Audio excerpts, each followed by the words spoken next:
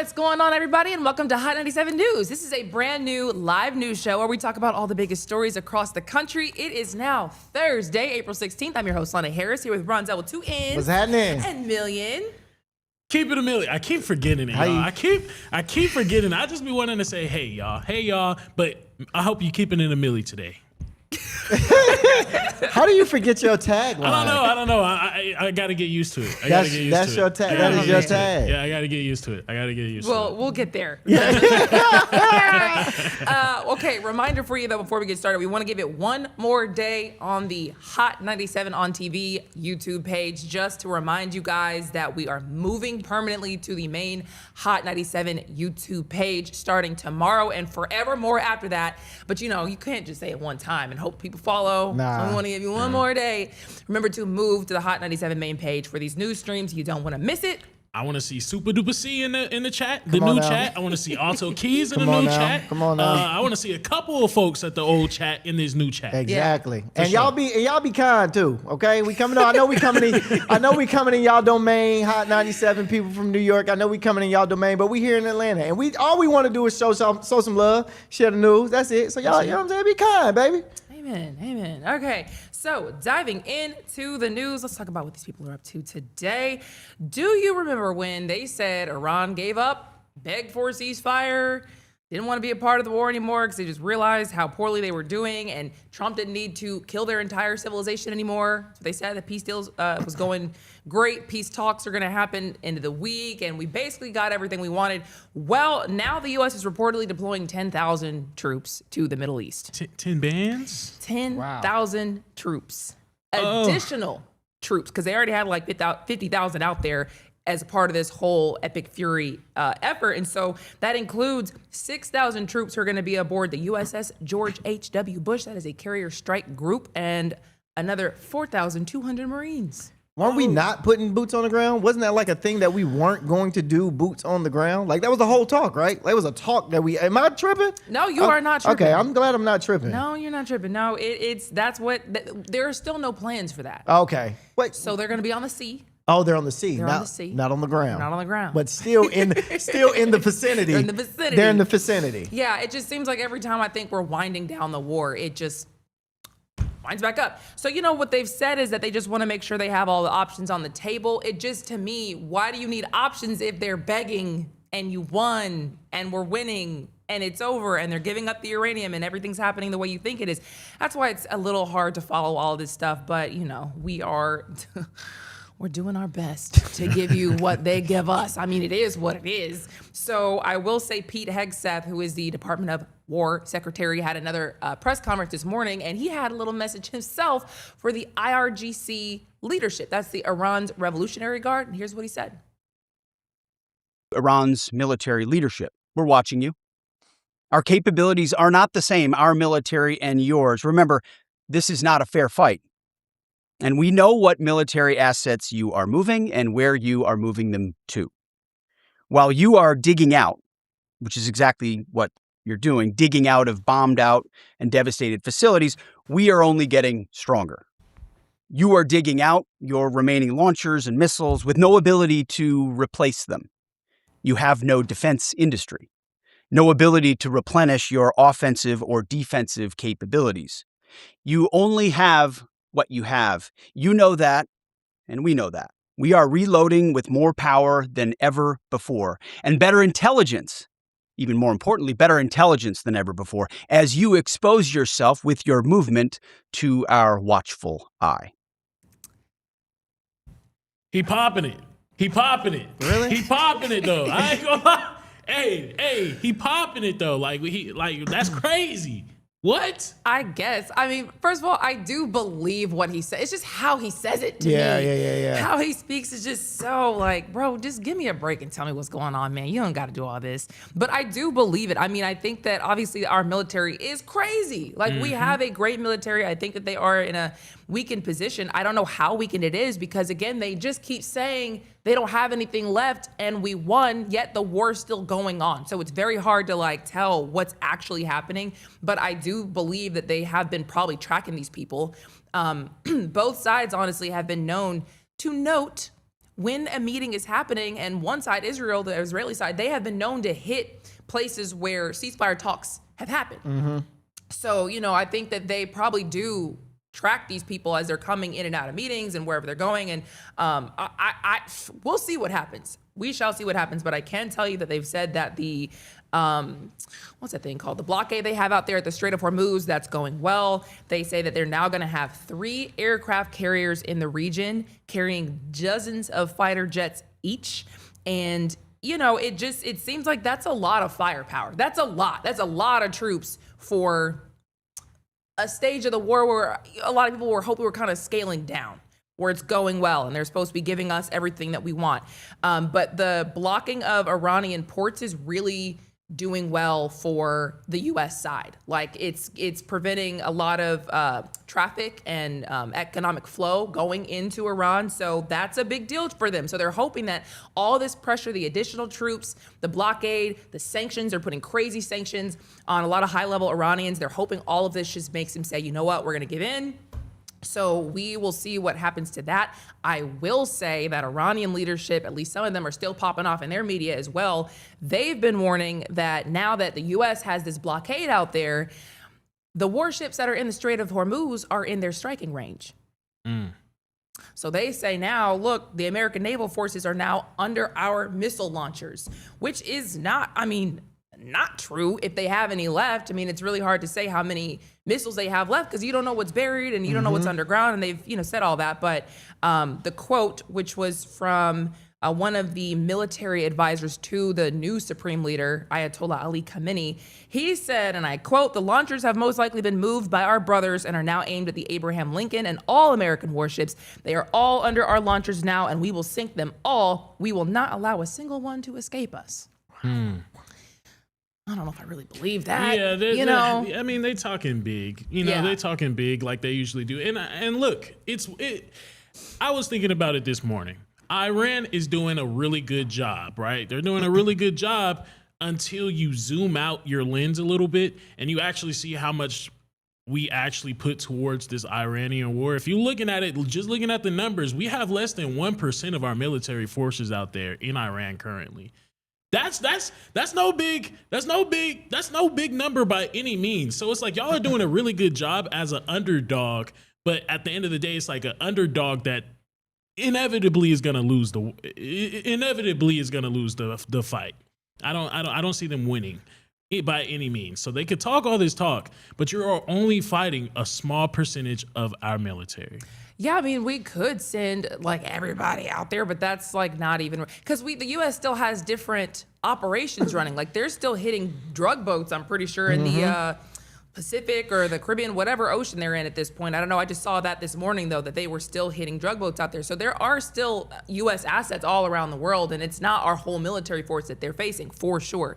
So that's why I think it is curious, what's going to happen next, because it's it would seem to me that if we're talking about negotiations at this point, it didn't go as well as the U.S. hoped it would, because we started the war because the negotiations weren't going well, because they said that Iranians were playing games. They weren't trying to do what the U.S. wanted them to do. They're liars, all this stuff. And so it was we're going to go and just pop off this war and destroy all your stuff, and then you will have to do what we want. And they're still not doing what we want. And now we're trying to get the Strait of Hormuz open. So it's I don't know why it's going this poorly. If you can say that, it's going extremely well militarily. They have destroyed the Navy and destroyed the Air Force and destroyed all this stuff. It's going extremely well on our military side, but strategically, they're hanging on a lot longer than I think a lot of people thought. That's for sure. They're hanging on a lot longer than for sure.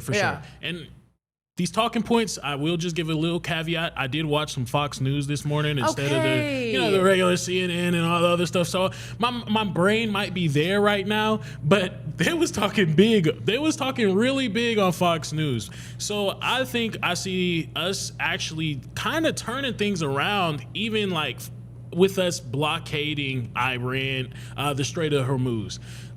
Their biggest feat, their biggest W in this whole entire debacle was that they had an economic advantage, economic way to hurt America by blocking the Strait of Hormuz.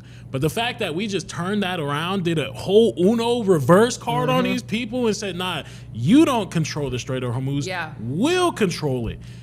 It's what I've been seeing is apparently the stocks and oil prices have been fluctuating like crazy because it does look like we're kind of in a good standing right now with us doing something like that. With this move here, I think it's the first time I was like, okay, like it does seem like you finally like judo rolled it on them.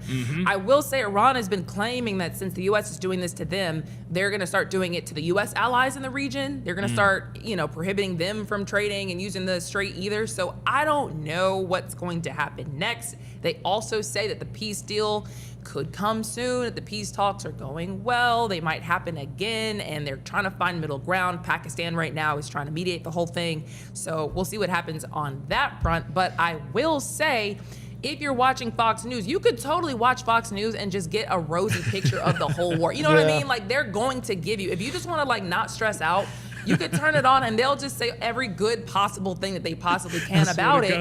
And it's like, you couldn't live that way. And it'd be, it's not necessarily like the full story, but it's true. I mean, it's a way of looking at it. And in fact, Pete Hegseth said he is sick of everybody criticizing the war, specifically the media. This is what he said this morning. To the press corps, to the American media, as I just can't help but notice the endless stream of garbage, the relentlessly negative coverage, you cannot resist peddling, despite the historic and important success of this effort and the success of our troops. Sometimes it's hard to figure out what side some of you are actually on. It's incredibly unpatriotic. What's the success though? I'm so confused as to where is the success lying? Like, You're not tripping, no. I just be thinking I'd be tripping when I'm talking. No. It depends on what success we're talking about. Like, nobody ever said to the American people, "Hey guys, we want to go to Iran and destroy their navy." Yeah. We would probably be like, "Why?" "Hey guys, we want to go destroy their air force." Why? Like, why are you going to waste all this money and time and potentially troops, people's lives, to do something like this? That was never the measure of success. That's what's happened. So militarily, yeah, we're like spanking them, but that was not what winning was supposed to be. Winning was supposed to be, they have no nuclear program. We take their uranium. We're going in to dig it up. The regime changes. I mean, we have a new regime in there that's supposed to be a U.S. ally, an Israeli ally, and everybody's gonna treat their people well again over there. Like, that was what success was supposed to be. I ain't saying that yet. So that's where it's like, nobody's like being mean to you guys necessarily. We're just calling a spade here and like just reporting it as we see it. In fact, Pete Hegseth said the press is really like the Pharisees.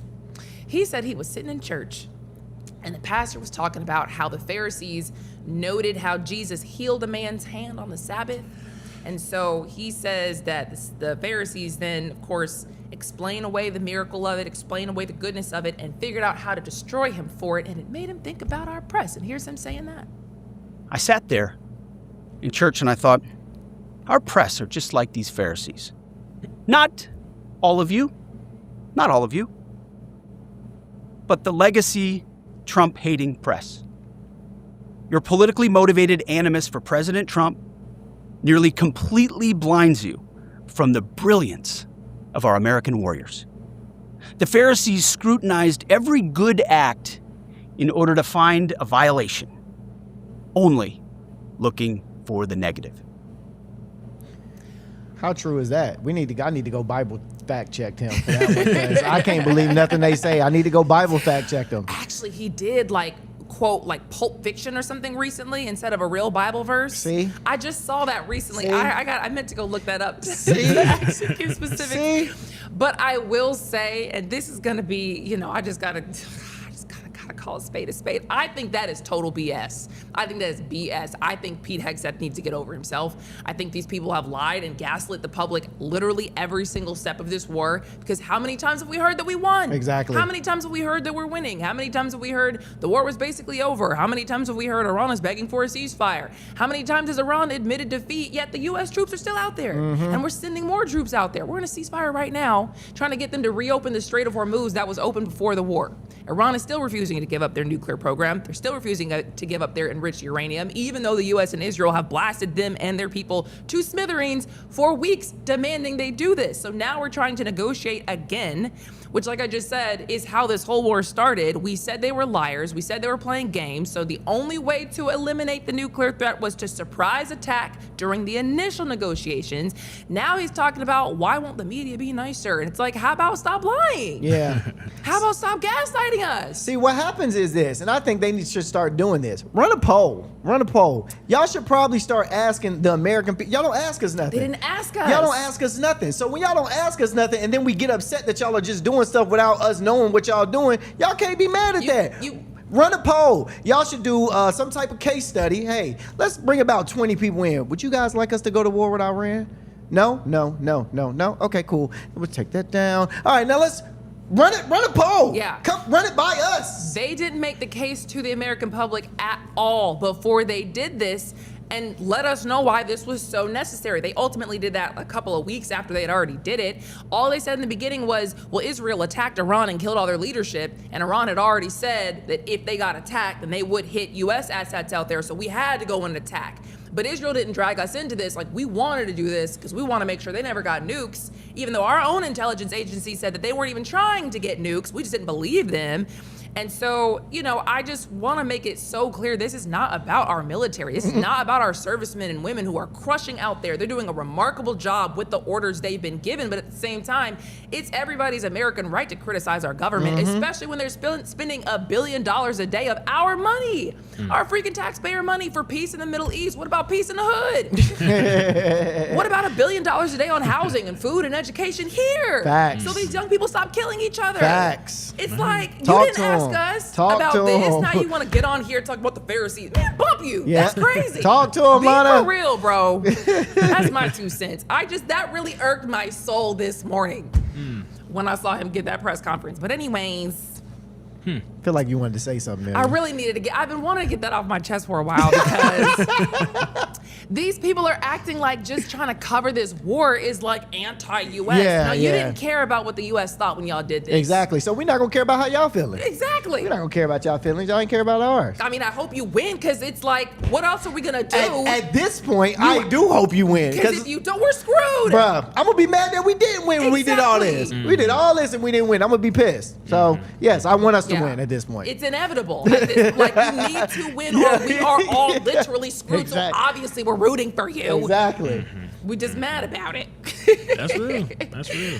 Anywho's, are we over here? Oh, I will say Hegseth did make one really good point to his credit. Most of the media definitely does give Democrat presidents better press.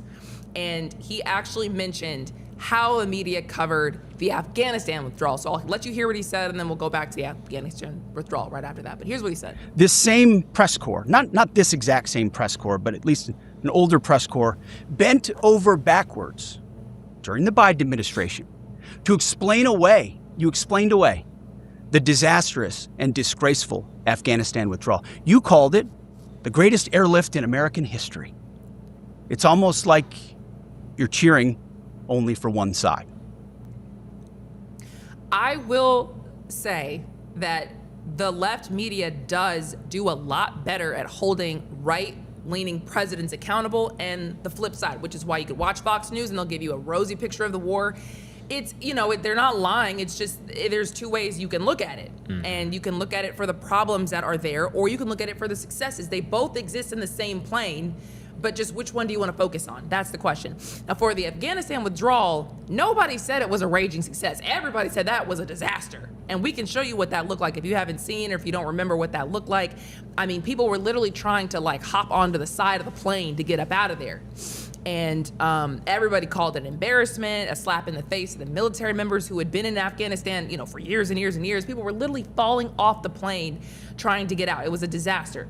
And what the left media did do was blame Trump for the fact that we were in this position to begin with. Trump made the deal with the Taliban at the time that they were going to withdraw the U.S. troops, but then Biden administration was the one who was supposed to pull it off, and this is how it went. So the left media did kind of lean more on the Trump of it all and gave Biden more of a break, because nobody could call that a success. Yeah, not at all. at the time, like 13 U.S. troops died and almost 200 Afghan civilians died. But this says to me that we do just need to make sure we're holding everybody accountable. And if there's ever like a Democrat president while I'm on the news, I'm going to try to go hard on them too. It's real. I mean, it's like the biggest service I think you could do for people. Yeah, I will kind of go with Pete Hegseth on certain things, like it is very interesting that everybody's getting mad at Trump for supporting Israel right now, but in 2023, Biden was doing the same thing during the Israel and Gaza war. He was spending billions of dollars over there with them also for what people call a genocide now, and they want to say that this is a genocide going on currently, but it's like I wasn't hearing much negativity on Biden from the left media at the time. So yeah, I get what you're saying. Yeah. It's like you guys have to hold the same standard no matter who it is. You have to be able to be objective in these situations. Yeah, for sure. And if not, we are, baby. Real talk. But I will say, because sometimes Trump just makes it too easy, he did double down on the Jesus stuff. Jesus. You would have thought, look, Jesus. You would have thought that man learned his lesson, but he posted a picture of him and Jesus again. He said that the radical left lunatics might not like this, but I think it's quite nice. And the post, if you can't, read it or right now, whatever, says, I was never a very religious man, but doesn't it seem with all these satanic, demonic, child-sacrificing monsters being exposed that God might be playing his Trump card? I said, Trump, you might not want to, y'all have been fighting a little too hard to not release the Epstein files. You might not want to talk about demonic monsters and satanic. Right. Trump he didn't probably post this thinking that he was Trump. He probably thought he was Jesus' son right here. You know how he thought he was a doctor? He thought he was Jesus' son right here. He was like, I didn't even post that like that. Come on now, brother. Yeah, I can't believe he did it because the religious community went off on him the first time. Yes. But Trump, and Trump's gonna do what Trump's gonna do. Facts. Okay, so I will say, just to talk about the other side just a little bit, Hunter Biden apparently is now living abroad because he has had some legal troubles, actually really financial troubles. He never paid for his lawyers. He was in a lot of trouble because of like tax reasons and that gun charge that he had. He wasn't supposed to have a gun while he was like an addict basically. And his lawyer said he ain't paid them nothing. Remember, he got pardoned by his dad. Yeah. His dad pardoned him, so he didn't have to, spend any time in jail, and he, was absolved of it all. But he still had lawyers who were working on those cases, and they say he owes them like a couple $1 million. Dang. And he bounced?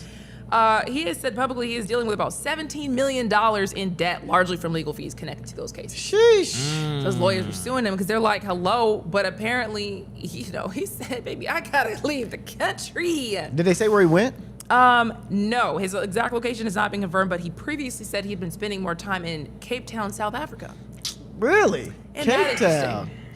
Because that's where those people fled, saying that white people were dealing with racism. The Afrikaners are there. And the U.S. said, oh, come over here, white Afrikaners. We would love to have you here. Not kidding. Trump literally prioritized the white South Afrikaners for refugees. He limited the amount of refugees who could come to the U.S. and prioritized literally the white South Afrikaners who were from there. So that's where Hunter Biden, he said that he had fallen madly in love with Cape Town and said it was the most beautiful city in the world. And so people think he might be there. I guess he did come back, or at least he was photographed over Easter weekend in California with his parents, Joe Biden and Jill Biden. But I don't know. Did they Photoshop him in? We don't know. Drugs must be hitting over in Cape Town. That's not Drugs nice. must be hitting over there, Hunter. He said, let me slide over here and see what this hitting for.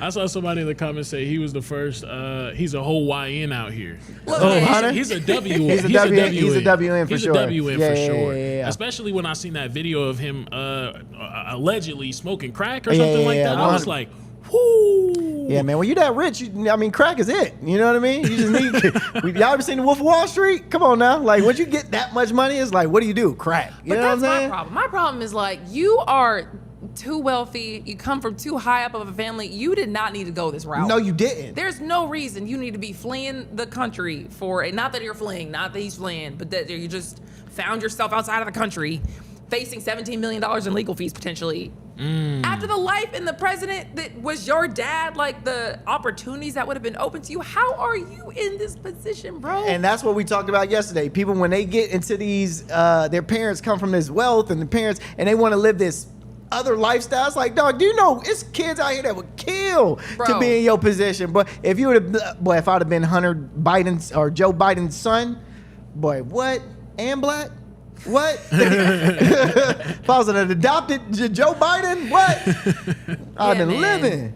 But that's, the news. And, as far as presidential children, at the very least, we're talking about the Biden's children. I think people should really be talking about Trump's children right now as well, because they're making a lot of money on this war. They are. They're making a lot of money just on dabblings and dealings that have to do with things that the Trump administration is doing. So is Jared Kushner, who's running around as a private citizen making deals on behalf of the U.S. He's in this ceasefire. He was in the Russia ceasefire. He's in all these ceasefires. Ain't nobody elected this man. Nobody elected him. That's real. And he's got actual business ties. They say that that's why. Well, he knows these guys. He's got relationships with these guys, so maybe he can get a better deal for the U.S. What if he's there getting a better deal for himself? Exactly. Literally, who's to say? We don't know. The insight. He got the insight.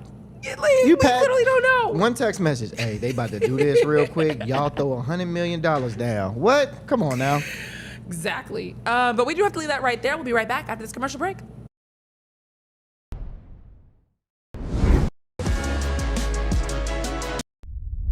A major move today. Hot 97 is expanding. Hot 97 has launched a full streaming television channel. Hot 97 is no longer just a radio station, it's now a streaming network.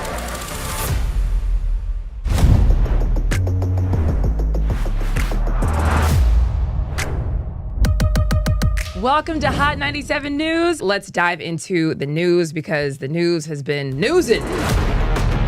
Hot 97 Mornings with Mero. We got Shiny Culture in the building. I always forget we're muted. You got to talk like that. What's going on, everybody? It's the commercial break. We just like to hang out, chop it up. Did anybody say anything? Be equal. Anthony Adams, we try to be equal as much as we can. The problem is Trump is the president right now. So it's like he's the one making the moves. The Republicans have the majority in the House and the Senate. So it's literally all on them right now. Anything good, anything bad, it's all on them right now. I will say, I was very critical of what we did in Venezuela, but it does seem to be working out for the U.S. Yeah. Amen. I was on that train though. I still don't. I thought it was genius. I still think it was. Thought it was genius? I told y'all I thought it was genius, especially if we was to we got $300-something billion worth of oil out of them.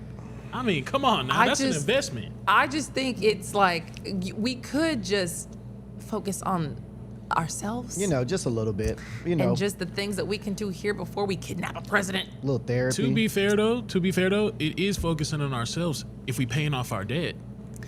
I have not seen the U.S. national debt go down at all. Yeah. In fact, I've seen it just steadily increase. Also seen my taxes get higher and higher. So you let me know when that happens, brother, and I will be right on board. And gas is high still. Gas still high. You know what I mean? $4.69, bruh. I ain't never seen gas at $4 in Atlanta before, ever. Actually, I think it was one time during what happened? Remember when gas was like $5? Because something happened. I can't remember what it was. I don't know. I think it was during Biden. How was it working on the set of the Jamie Foxx show? I'm not that lady. He think you fancy. That's funny. You do look like fancy a little bit though, low key. Really? Yeah, low key. You know who I get? I get like Paula Patton. I've Oh, gotten that. you do look like Paula Patton and a then little bit I get, too. Gabrielle Union, not in the look, but like the sound. Okay. Oh, I give you Gabrielle Union with the sound, but Do definitely, I don't hear definitely it. fancy though for a show. Really? For sure. Who's don't Paula know. Patton? You don't know who Paula Patton Robin is? Thicke's Robin wife. Thicke's ex-wife. Are they still? No, they Whatever. ex-wife. That's who he made Lost Without You. No, he didn't make that for her. You don't know Robin Thicke. You know Robin no, Thicke? No, You I don't know know Robin Robin Thicke. Hold on, you talking about the Latina girl? She's light light-skinned. skinned. That's a lot. That's a Latina. That is not biracial. no Latina. Is Paula Patton Latina? We got to mute.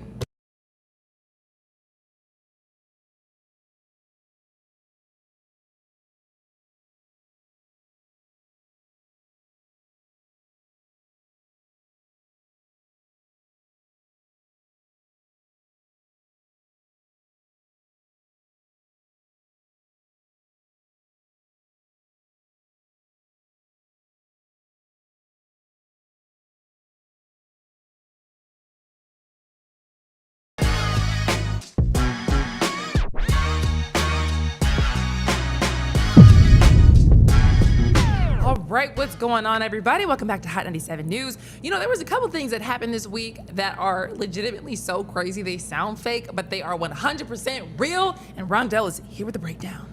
This is the unfiltered breakdown. Unfiltered breakdown. Okay. Yeah, man, let's get into it, man. It's the unfiltered breakdown. Listen, a man just got sentenced to a year in jail for smuggling 2,000 ants. Oh my God. Yeah, I know Samuel L. Jackson is somewhere right now figuring out how he can make ants on a plane. I do know it. Imagine getting locked up and your cellmate ask you what you in for. It's just like, hey, bro, what you do? And it's just like, smuggling 2,000 ants. 2,000 ants. That's a lot of weight. Wait, what new drug is ants? And you're like, nah, I smuggled literally 2,000 ants. You know what I mean? Like, what are you gonna do with 2,000 ants, sir? Recreate Bug's life? I don't understand what we're doing. What you should have done is did what any normal person would have did and went outside, find you an ant pal. Billions of ants for free. Billions of ants. Matter of fact, I got a homeboy right now, got a whole ant colony in his house right now, dirty, living. Now, here's another story, man.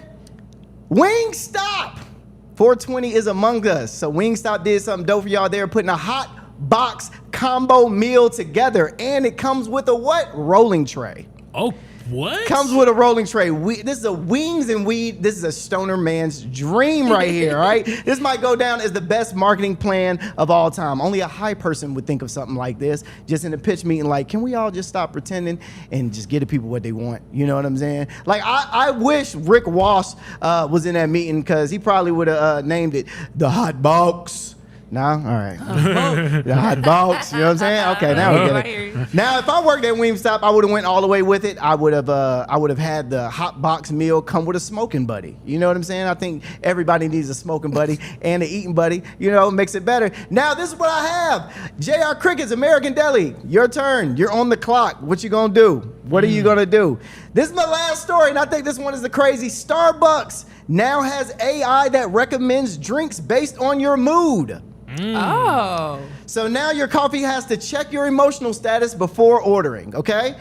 See, I don't need AI to tell me what mood I am. All I need to do is check my bank account, and it'll let me know the exact mood I am in for the day. What you should have did, Starbucks, is lower the prices. Okay? Hello. Exactly. That alone would fix 80% of people's mood walking in the door. Right there. Nothing is going to make my day more worse than opening up my Starbucks and saying, you seem stressed. You should get this $20 latte. It's going to make me more stressed. Look, we don't need AI to match our mood. We need life to stop putting us in this mood. You dig what I'm saying? So today we learned you can go to jail for smuggling ants, which I did not know. Wingstop is one step away from opening a dispensary in their stores, and Starbucks thinks they understand you better than your therapist. And this has been your Unfiltered Breakdown with your boy Rondell. This is the unfiltered breakdown. Unfiltered breakdown. Yeah. 2000 You ants made is that great. yourself? Did a little jingle? Yeah, that Come was on, me. jingle. Yeah, man, I'm Look at that. a jingle master. That was crazy. I'm a jingle master. That was crazy.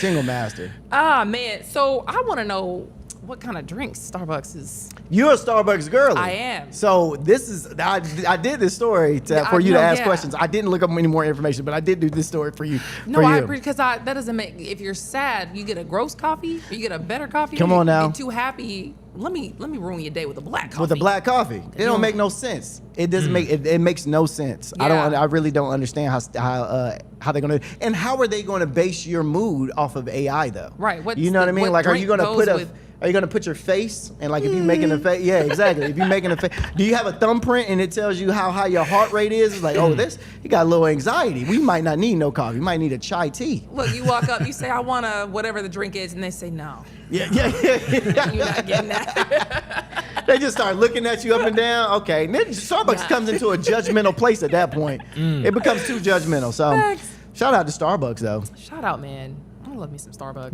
I used to work there, actually. Yeah, I know you told us. Yeah. That was the guy that was doing. Yeah.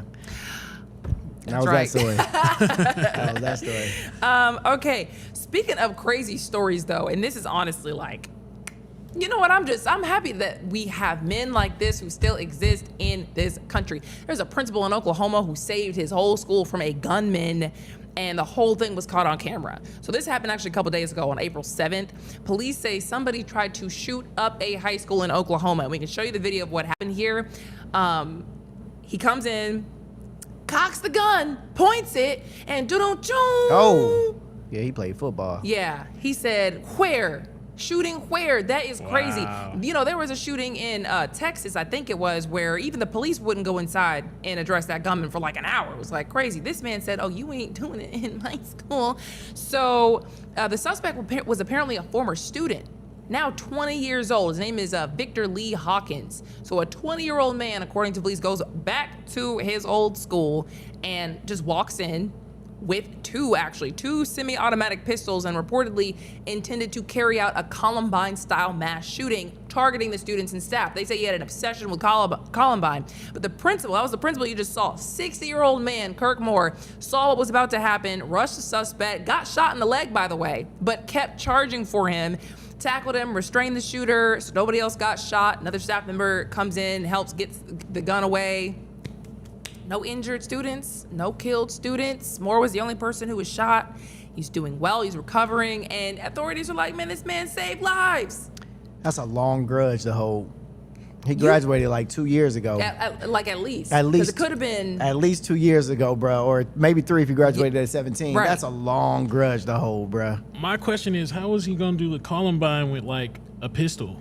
Yeah, he won't And go. two. He Yeah, won't. I mean- He won't go shoot up that many people, He bro. ain't have no switch on it. It looked like he ain't have no extended clip. Just like 16 bullets, bro. just one good go at it. Yeah, that's you- crazy. Not you giving like No. suggestions. Not that I'm giving suggestions. Not that I'm giving suggestions, but it's just like obviously he was not there. If I was like his lawyer or something, I'd be like, "You hear this, y'all? Yeah. He thought he was gonna Columbine with just a little gun, a little revolver." That's what they say. They say he wanted to replicate the Columbine massacre, and that happened back in 1999. You guys know. So apparently, police say that he stole the guns from his dad, and now he's facing obviously multiple felony charges, including intent to kill. So I can't believe they caught that on video. Yeah, That's crazy. he must not have never watched any type of documentary on Columbine. He couldn't have.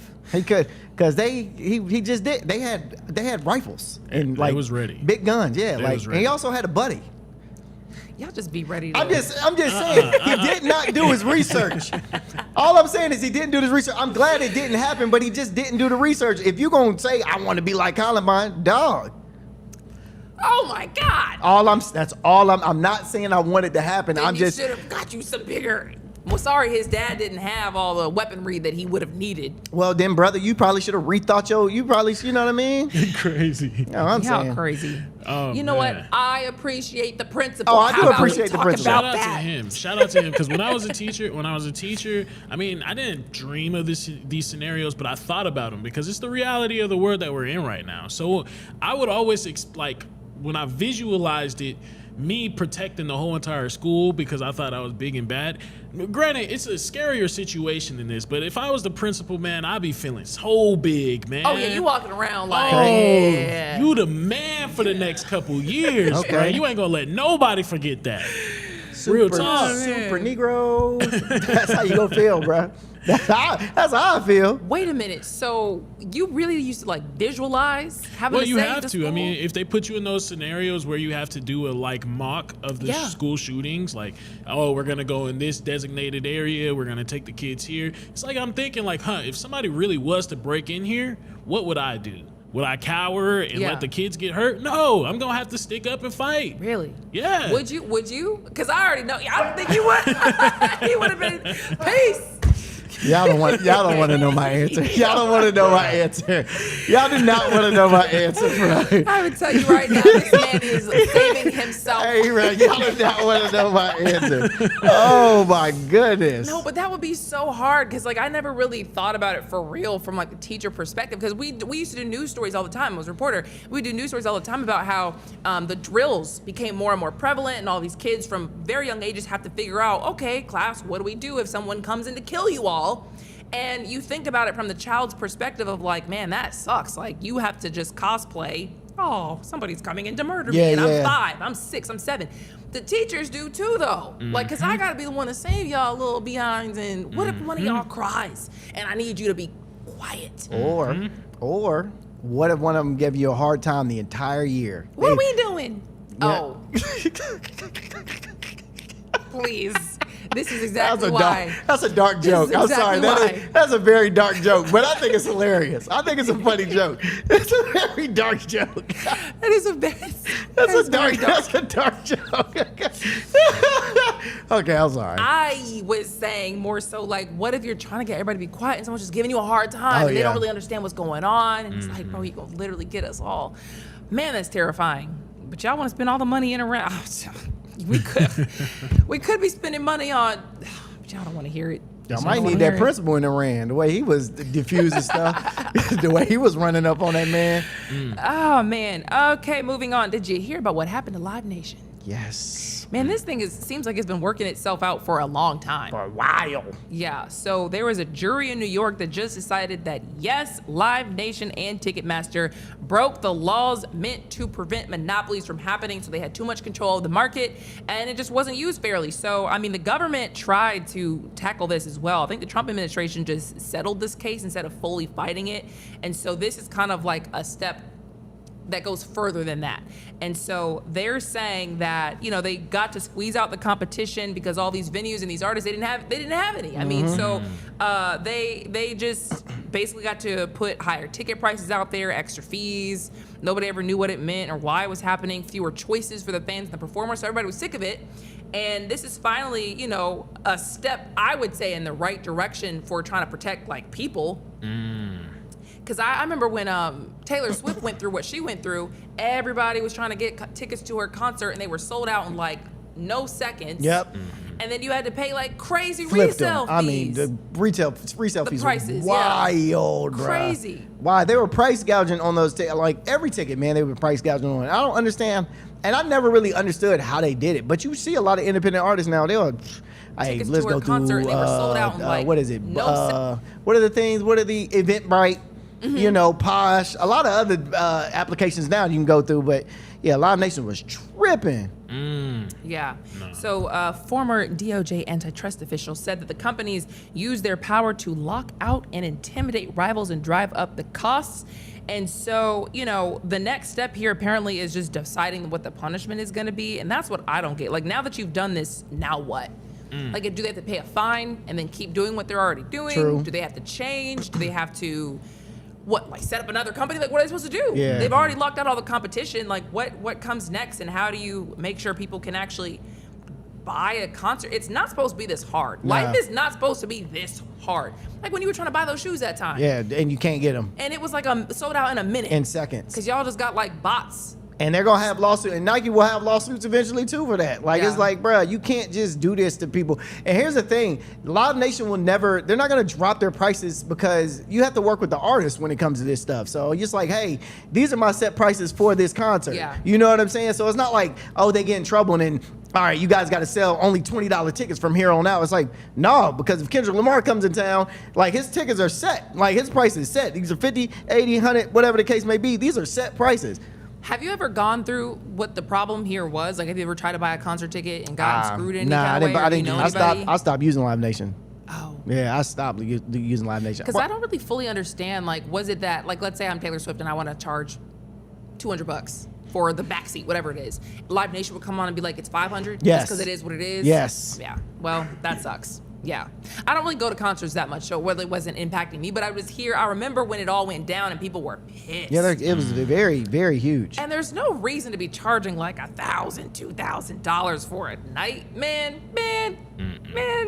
Crazy. I think it's fire that they said that they deemed them as monopolies, though. Like, they actually said that this is a monopoly. I wonder if they're going to go after Amazon next. I wonder, I mean, Brad, they're not technically they still have competitors, so they're technically not monopolies, but like, the competition compared to them, I mean, Walmart, eBay, Target, they're dwindling compared to actually Amazon. But Amazon But is see, also not like yeah. super expensive. But Like they're you're also not the same Yeah, thing. yeah. You're not getting the same. Yeah, it's definitely not the same. Like, thing. they're like a warehouse. Like, Yeah. they're not like a store. They just do shipping really, really well. So they have like just whole like stocks full and warehouses full of stuff that they can just get to you because we just got it like that. Yeah. Versus Walmart, it's like, I'm going to Walmart to buy this, or they can send it to me. Yeah. I don't know. I just think it's weird how they have their hand in literally almost anything. You could get anything in Amazon. Yeah. On Amazon. Yeah. Yeah, anything. Anything. They took book markets. They took multiple different industries as part of Amazon right now. I see your point. Yeah, it's just a culmination of Amazon. It's like they're one of the most powerful companies in America. Oh, right now. 1,000%. It's just wild. I wonder if they're gonna go for those guys too. because I just don't like how sometimes the cost. I mean, it will be higher on Amazon. And it's like, but they can get it to me in 2 days or one day. They can get it to me by tonight. Yeah, you bro. know what I mean? But you put extra money on top of it. I don't like. You're just supposed to sell it for what the store sold it for. True. But you know, That's what how you they pay do. for, though. You pay for the speedy service. Yeah. No, that's what my Amazon Prime pays for. Oh well, And that's what I see. Now, why you throwing an extra couple that's true. dollars That's true. on the product? Huh. Because they can. True. Disney just laid off nearly the entire visual development department at Marvel. Whoa. Do y'all watch Marvel movies? Yes. Kinda. Shows? Yes. You don't understand. Yeah, kind This of. is huge. That's crazy. Honestly, Marvel has fallen off, though. I think Marvel fell off. Marvel fell off after, I can't remember what movie it was. Probably after the last Avengers movie. For sure. They definitely fell off around that area, that whole because then they started getting into the Eternals. They started getting into more niche superheroes and niche topics to where you couldn't even necessarily, like, for the regular standby person, you can like, oh, I don't even know who this person is. Why am I going to watch them? Everybody's got a spin-off TV show. Nobody Yep. even knows like who these people are anymore. And I will say, not that I'm like anti-woman, but they kept making a lot of women-centered shows. And their whole fan base, they got a lot of men who don't want to see that. True. That's You know what I real. mean? And it's crazy because like it does seem like, you ever notice that when you watch movies or shows these days, it's always the woman now who's like the hero. Yeah. And the man is kind of cowering behind her, like letting her take charge. I think it's fine if you're gonna do it every once in a while, but it's like all the movies and shows are like that now. And if you're a little boy like growing up watching that and you want a hero, you really don't have one unless you go back to the old movies. Yeah, True. that's fair. That's fair. Seems I like could they definitely see that. overcorrected a little bit. Because women used to be, by contrast, just always, oh, save me. I'm in distress. I need help. It's like you went too far. Wow. Too far. They've been doing this whole type of like, redevelopment over, it seems, because they moved out of Georgia. I think we talked about it not too long ago. They moved out of Georgia and went to other countries because they said they was trying to lower the costs and things like that. So it's like maybe they folding a little bit, man. Maybe we're starting to see the beginning of Disney crumble. Cause Yeah, I don't know. Because they apparently, the people they laid off, which was like 1,000 people being cut company wide, they were. Oh, okay, sorry. It says here that the visual development team at Marvel was hit the hardest. And so some reports say the team has been almost completely wiped out. And those were the people who were responsible for literally just what Marvel looked like visually. This was a team that shaped what actually came to the screen. So I don't know if they just want to change it if they're out of money, because a lot of these companies are running out of money. It's very clear because they keep raising the prices. It's like it clearly can't be going that well. Yeah. that's real. You keep coming for more dollars for me. That's real. No, don't look at me. Shoot, I ain't got it either. Because that's what YouTube just did. YouTube just increased the price for a subscription. Really? Yes, they did. This is the first time they've had a price increase since 2023. And so the new monthly prices for YouTube Premium is going to be $15.99 for an individual account. That's up from $13.99. YouTube Premium for family is going to $26.99. Premium Lite, $8.99. YouTube Music, $11.99. Those are both up $1. And then YouTube Music for family, $18.99. That's up $2. The only thing premium's good for not having ads. That's it. But some people really do not want ads. I'll sit there and watch an ad. Bro, I will too. Yeah. It's an ad every like literally almost every video. Just wait 3 seconds and skip It's it. not just 3 seconds anymore, bruh. It's I not will just 3 say- seconds. They'll have a 3 second on top of another 3 second on top of another 10 second on top of another. I've seen 4 ads in a row. Hold on. wow. Not only that, because I've seen that too, but I've also now seen where they'll do like a 5 second, 15, and then hit you with like a 2 minute. 2 minutes. Like 2 minutes. Have y'all ever fell asleep watching something on YouTube, wake up to an ad that's like an hour long? I'm so There has been serious, there bruh. there are hour-long Because ads if out you there. don't hit skip, that thing just keeps going. It You're just like, "Now, keeps what is on this?" going on, and you just like, what is going on? Yeah, man. So Bruh. If you're a current subscriber, you're going to start seeing that new pricing on your next billing cycle in June. Surprise. But they're not the only ones. I had looked this up. I guess I didn't put this in my notes. All these companies have been doing this for the past couple of years. Netflix Disney, all of them just keep, because I think what they started out doing was very noble and amazing. Like cable was playing games. Here's an alternative. Now all y'all want a different ad service. You stripped all the shows and have different pockets, and now it's like, yeah, nobody wants this anymore. You gotta go get every single streaming platform to get your favorite shows, right? Which sucks, because I think Netflix just went to $19.99. And these aren't like outrageous prices. I don't want people to say these aren't outrageous prices, but at the same point, I think we need a streaming platform with all of them under one roof. I do too. Every platform under one roof. Then they would call it cable. Yeah, well, that's what it was. Yeah, that's what I was about to say. It's not outrageous prices yet. They gonna keep on upping it up the more they keep taking away from cable. I mean, that's just the way that life is gonna go until it may just flip back into people going back to cable, where you could watch us on Hot 97 News TV, your local listings in Atlanta. If you out there listening, there you go. WHOT 66. There you go. There you go. Just saying, you know. But you have a point though. A lot of people are. Man, I know so many of the homies that like are stripping their streaming services. Like, bro, we not paying for no streaming services no more, bro. They like, yo, we'll pay 1 year fee for YouTube TV, and that'll be it, and we'll just use YouTube TV. Or they're going all the way back, literally, to cable. Yeah. So I mean, I get it. We're also on WASA in New York. Hello. Yes, Amen. Hello. Few TVs, actually. What'd you say? I said we're on a few TVs. One a couple of y'all. We're in Orlando. Yeah. Just in case y'all was few TVs. What do you guys think about this one? Tennessee is considering a new influencer bill that's trying to protect kids who are involved with family social media content. Love it. So basically, you know, as we all know, there are child labor laws for most work, but this is totally unregulated right now. So families are having their children be in this content, making millions and millions of dollars, and there's really no guarantee this child gets any money. There's nobody to stop them from saying, you gotta film every time, you know, every time I want you to. So what they're saying with this is, if children under 14 are a significant part of paid content, this bill would restrict how that content can be created and used. In fact, if a kid is like 14 to 17 and they regularly appear in monetized content, a portion of the money has to be set aside for them. Yeah, it's like a Kugler account. So they say that, and then they say that it would only apply when children are in like a major part of the content, not like they just pop in every once in a while. But if you're like part of the content, then you get this. And then if a kid reaches the age of 14, they would have the right to request it's all permanently deleted if they don't want it. Oh, that's lit. They don't want the... If they appeared in content that was from 0 to 14 and they get 14 and they're like, I don't like any of this, this bill would make them delete it. I like that. Yeah. I like that. Because there's this girl right now, her name is Piper Raquel. I don't know if you guys know who that is. So she was very heavy on TikTok and YouTube, and her mom literally made her do this. Like, made her, pushed her, because her mom was this famous actress back in the day. Forgot her name, but made her do like the YouTube and the TikTok. Bruh, guess what she's doing now? OnlyFans. Dang.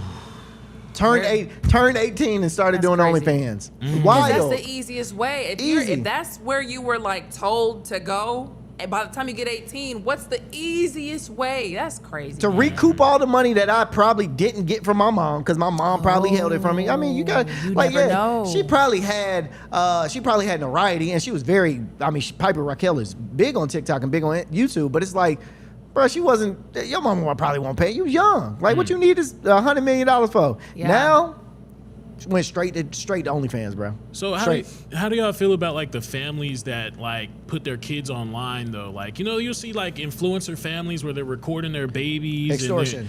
That's extortion. I think you're extorting your kid. Your kid ain't asked to do this. Your kid didn't ask to be your baby, your 1-year-old baby, and you.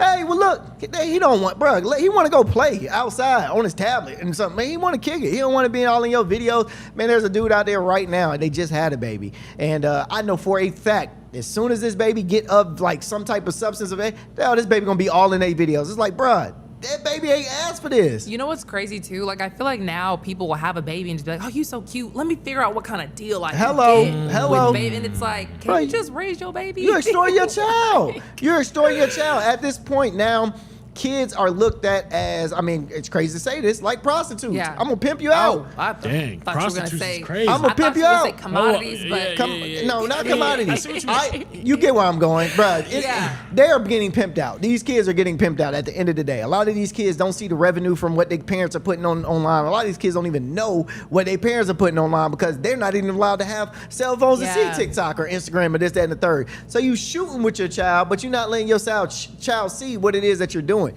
which I think is messed up. And also, you're not giving your kid any money. Bro, what are we doing? that's Your messed kid up. did not ask to be on the internet. I will never, when I have kids, bro, I would never, I'm going to let my kid say, hey, Dad, I want to do what you're doing. Cool, let's do it. But I would never be like, oh, you got to get in front of the camera. Yeah. Nah, man, my dad never made me do it. I wanted to be an actor. I wanted to be a comedian. I wanted to do these things. Dad never pushed me to be this way. So I'm never going to push my kids to go down that route. But I also do hear a lot of people will say, like, I don't want my kid on social media. I'm not going to post their picture, all this kind of stuff. But then the kid ends up being really cute, and they're just like, I just want to post Yeah, you for sure, everywhere. for sure. But then what if you start doing that, and then someone's like, hey, you really got a cute kid. Let me give you a couple $100,000. Then that's when the conversation we'll have with me and the mom and be like, hey, do we do this? Because I know where the industry goes when kids are child actors and child stars. Yeah. Know what happens. Yeah. We can do this if Very you want dark, to. Yeah. We do have to leave that there. We have a lot of Atlanta stories coming at you after the break.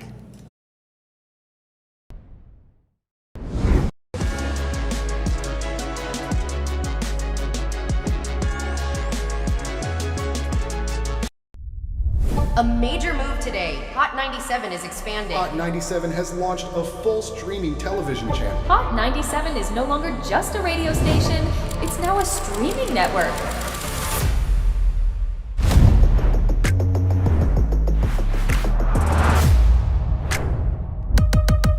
Welcome to Hot 97 News. Let's dive into the news because the news has been newsing. Hot 97 mornings with Mero. We got Shiny Culture in the building. Leah Bell in the building. Good morning. And DJ Cass One. You know what it is. You know how I get down with the Funk Flex energy, baby. Let's get it, Flex. Nobody don't want no smoke. And we're Are live. we unmuted? And we're unmuted and we're live. What's going on, everybody?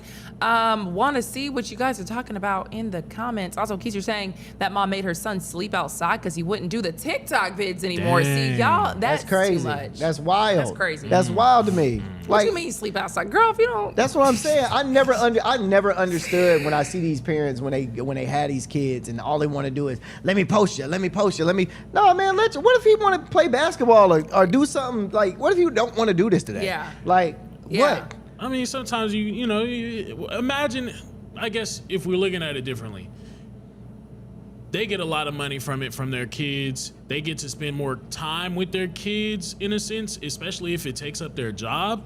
I mean, that's bonding in a sense. If my kid had a talent, I would push my kid to do something with that talent. For sure. I'm not gonna because sometimes you just need to steer your kids in the right direction. You don't know if they're gonna get older and actually use the talent. So I'm gonna put them in there while I have the chance to actually influence them. But that would make sense. Like if they were legitimately making content of the kids' talent, that's one thing. But if you're gonna say like don't play the piano, don't draw, don't do whatever you feel most compelled to do. Don't, focus on your homework. Do these videos. These videos are how you can make money. It's like then I'm really taking away from like what they could have been doing. I see that. I could see that. And then for they sure. end up on OnlyFans Hey, because I didn't spend my whole 17 years doing videos. Knock on wood. Oh, Super Duper C, you got a When you question? get- No, Alto Keys has a When question. you got a show in NY, I'm trying to. Oh man, I won't be in New York for a minute, man. I'm gonna be focused down here for a while. He can do a little stand up right now for the people though. Nah. Real talk. Go crazy. That's what the undisputed breakdowns for, man. You guys didn't laugh that I ain't coming to New York.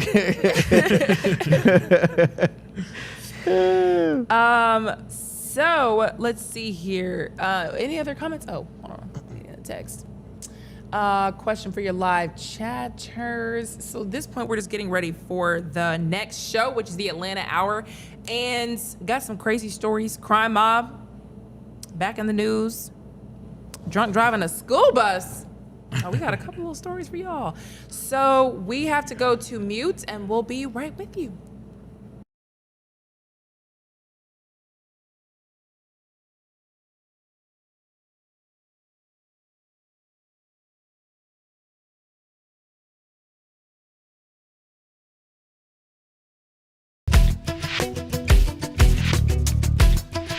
watching Hot 97 TV.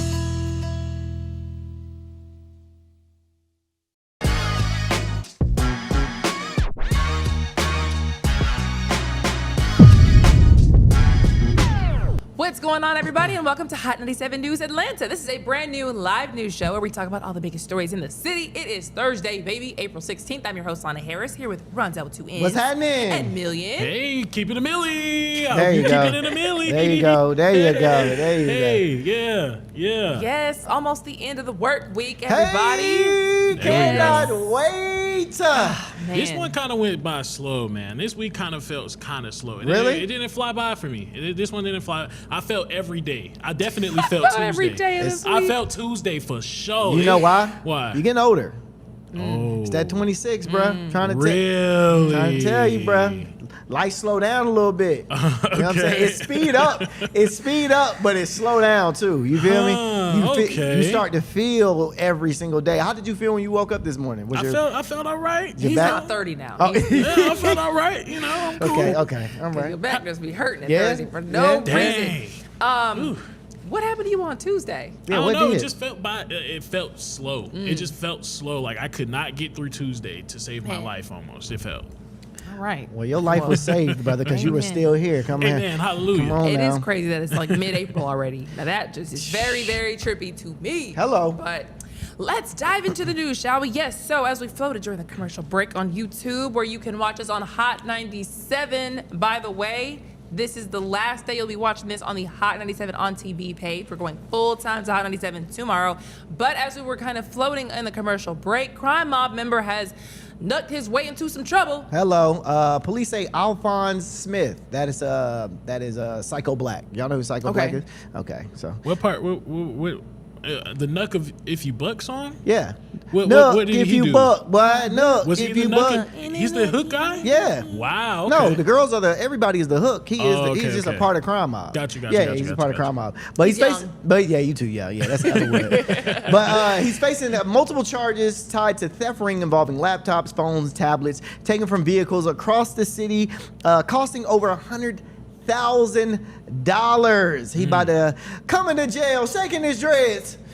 Wait a minute. I like that. Car break-ins. Car break-ins. Come on What now. happened?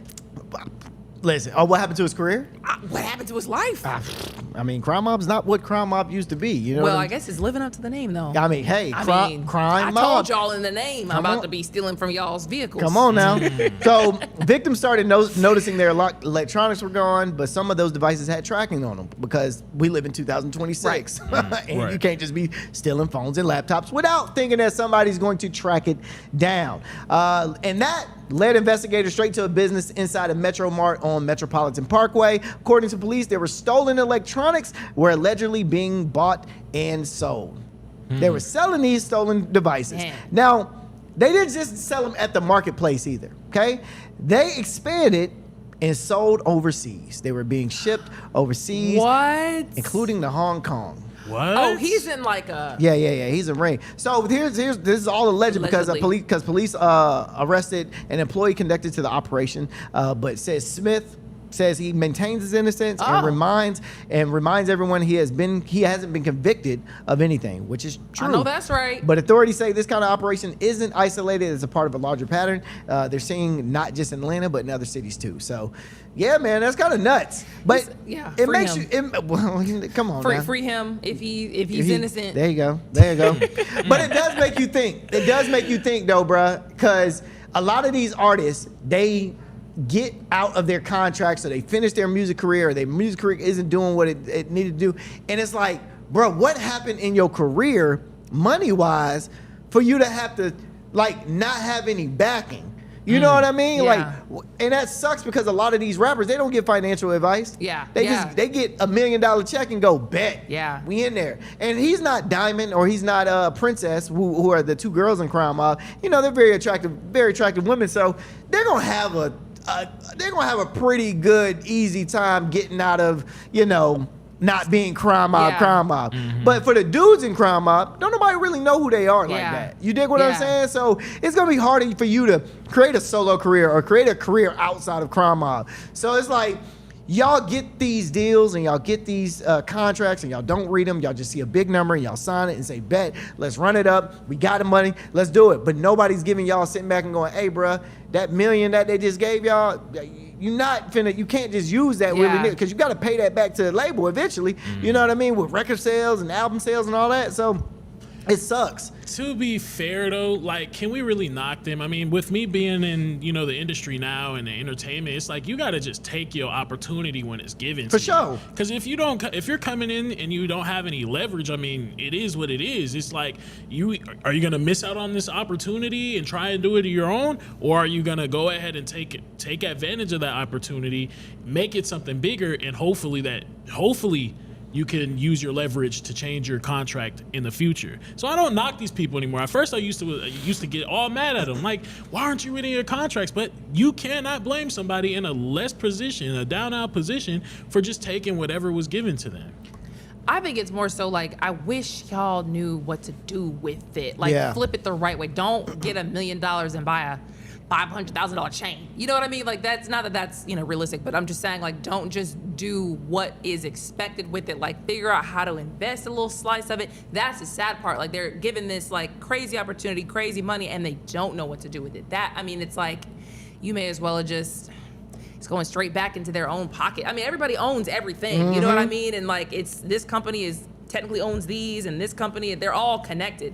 So I'm getting the money back from you one way or the other. One way. Unless you know how to flip it and invest it and grow it for yourself, and they don't. That's the sad part. Because we don't get taught this. Right. We don't get taught this. This is not in public schools. This is not, a lot of black kids don't get taught this at all. I didn't know about finance. I didn't even know about credit till I turned like 25 for real. Like, I knew that you needed to have good credit, but what does good credit look like? I'm thinking a 580 is good. You know what I mean? Like, we don't know. I don't have no idea what this looks like. So even with getting this job, man, it's like, all right, now I'm 35. I can figure out, okay, take this over here. Okay, when I get a check, let's invest a little bit there. Let's save this. Let's put this. Okay, we need to.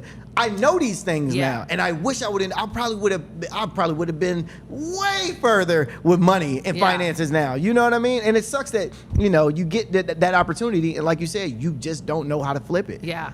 Flipping it is difficult though, in a sense though. I mean, there's like statistics of entrepreneurs failing at ventures all the time. Some people, could have tried to start a business. A lot of these rappers do get into trucking companies and stuff like that. I mean, shoot, 2 Chainz had what is it? A Crystal's Burger over there in Atlanta, and I think Bankhead or something like that. A whole Crystal's restaurant, and it ended up shutting down. Like, business is business at the end of the day. So you could tell somebody to flip it, but you still might lose your money doing that too. True. No, one of the things I guarantee, I don't mean start a business. I just mean like invest it. Like, figure out how to like get an accountant, say, I have now $1 million. I need you to go figure out where to put this, and I need to see some growth on this by next year. And you figure it out. And like, hopefully you have somebody who's good enough to figure it out. That's all they do. Or you could do the Pooh Shiesty route. Which is what? Rob your boss. Force your boss, allegedly to sign a contract. That's crazy. At gunpoint. Okay. Meanwhile, y'all better be careful with these TikTok pranks, because the fact that like people just don't straight up get hurt every time is crazy. I try to warn people all the time, bro. These TikTok pranks gonna get somebody hurt. Like in real life, y'all keep playing with these folks. So in Loganville, this man says that they were woken up by some kids kicking at their door, and the prank is called the door kick challenge. The door kick challenge.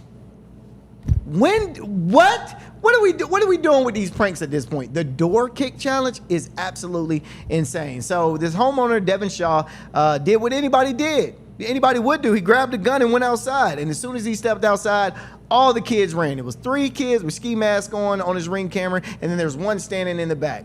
So all 4 kids ran off after this door kick challenge. Nothing was broken, nothing was stolen. There was no robbery, but it was a robbery stunt. It was a robbery prank. That's what they do. But y'all gonna mess with the wrong person and get shot up, bruh. Like, this is not a cool prank to do. It's not something fun to do. Fake robbing somebody, bruh, that's gonna get you killed. That is crazy. Bruh, door kick challenge. That's what it's called. I looked it up too. Yeah. The door kick challenge. I've seen videos actually. Yeah. Wild. Well, I thought, because I have seen videos of like guys, kicking the door and then running off, but like with a ski mask on. Ski mask is crazy. And 4 of y'all doing it. Yeah. That almost does look like an attempted robbery in a Bruh. sense. And you just want to try and label it a prank. Nah. What would you have done if that door were open? Hey, bruh. And just started firing. Like, Come on now. He's standing there about to kick the door and the door fling, and now it's like, bruh, y'all would die. I've seen this one video. This was maybe like a year or something ago, but there was a TikToker and he was doing pranks where he would go up to dudes' girls and like try to holler at their girls and like this, that, and the third. Some of y'all have a death wish. Bruh, and it looked staged from the beginning, but when you started getting more into the video, because it stopped, because you can promote violence on TikTok, so I went to their YouTube page and watched it. Oh no, he really got beat up. Was it like a really rich person's house? Nah. I saw a similar video though. This was like on Miami And Beach he or got something. Nah, this was like on Miami Beach, but I want to see that. I want to see that video Yeah. too. But yeah, he went up to the dude, tried to, hey, let me holler at you, and he was like, yo, this my girl. He was like, man, I don't care about your girl, dog. I mean, I don't care about you, dog. This, that, and the third. Hey, bro, and beat him up. And then the dude that got beat up tried to like press charges on the Yeah. dude. So I'm like, bro, y'all can't antagonize somebody or push somebody's buttons and then try to play victim, because I guarantee if one of those kids would have got shot and killed, their parents and everybody would have tried to play victim of, oh man, they was this. No, dog. Yeah. This is not something fun to play with. You don't play with nobody's place of living. This is where they come. This is their peace. You coming into their humble abode, kicking my door. Oh, No talk. Ski dead. mask is crazy. I will say that does remind me of the story from yesterday, where didn't we say that the police were like banging on the door? Oh, and I yeah, was yeah, like, yeah. you never Yeah. know if it's actually a police officer or not. If you're not supposed to be the one they're really targeting. In that scenario, a woman basically sued because the police had the wrong house. No suspect. The suspect was already in jail that they were looking for, and they came at her house 5 o'clock in the morning. Bang, bang, bang, bang, bang. Crazy. I was like, bro, I mean, Crazy. I don't know if that's the police. Have y'all ever ding dong ditch though? Yeah, of course. It's Fun. I was thinking, like, kids have been doing dumb stuff though forever. Like, you remember when back in the day you used to like set poop bags on fire? Yeah, on people's yeah, yeah. porches? That's y'all's Now that's generation. no, Yeah, that was yeah. not That's y'all's ours. generation That wasn't for my sure. generation. That was before me. I That did was it. like Will. Yeah, That that's is y'all's Will's generation. That is a I did Will's it. generation I type did of thing It too. was a little Y'all was You real did that? menaces. Yeah, we were You menaces. did not. Yes. So you got it from the previous We generation. definitely were menaces, 100%. Now, we whose used to poop- roll. We used to roll houses, dog poop. So you would pick up some dog poop. I mean, I got homies that got dogs. We just wait till they dog poop, grab it, light it on fire, throw it on their porch. What is with y'all? Like, what is the It was whole point fun. of doing that? It was fun. no, but so what what happens if you burn a house down? Well, you would never. I mean, you put it on a porch, unless the porch what is I'm like, saying, wood, like- unless the porch is like wood or Yeah. something, or like I don't know. So y'all didn't think about Nah. see, and that's the problem. See, you over here talking about, and this is exactly the problem. But Like see- people get older and will be like, "Man, you kids." Meanwhile, have whole dog poop stories in their history. It was funny, man. You would see them come outside, try to stump it out, and then they got dog poop on their foot. Oh, so that was the whole point. Yeah. So it doesn't explode You light, or anything. nah, like you light that. you light Okay. it on fire, and then they gotta stump it out, and then when they stump it out, it's dog crap on That it. is just mean, That's bro. There's terrible. nothing. It's There's hilarious. That's no just reason a to do terrible that. thing to do. That was funny. Hey, you're a terrible person. We used to roll houses. On We used toilet to, paper? yeah, we used to knock. We used to do knock over people's mailboxes with bats. See, Yeah, y'all you was were real a real menaces. whiny. Yeah, we had But fun. I will say, like back in the day, that was like, it's very aggravating. Like, it would be an inconvenience type of crime. That's all it is. Now, where I'm like, let's play like traumatize everybody Oh, after I nah. shoot you because you came to my house in a ski mask and banged on the door in the middle of the night. Now we're all traumatized.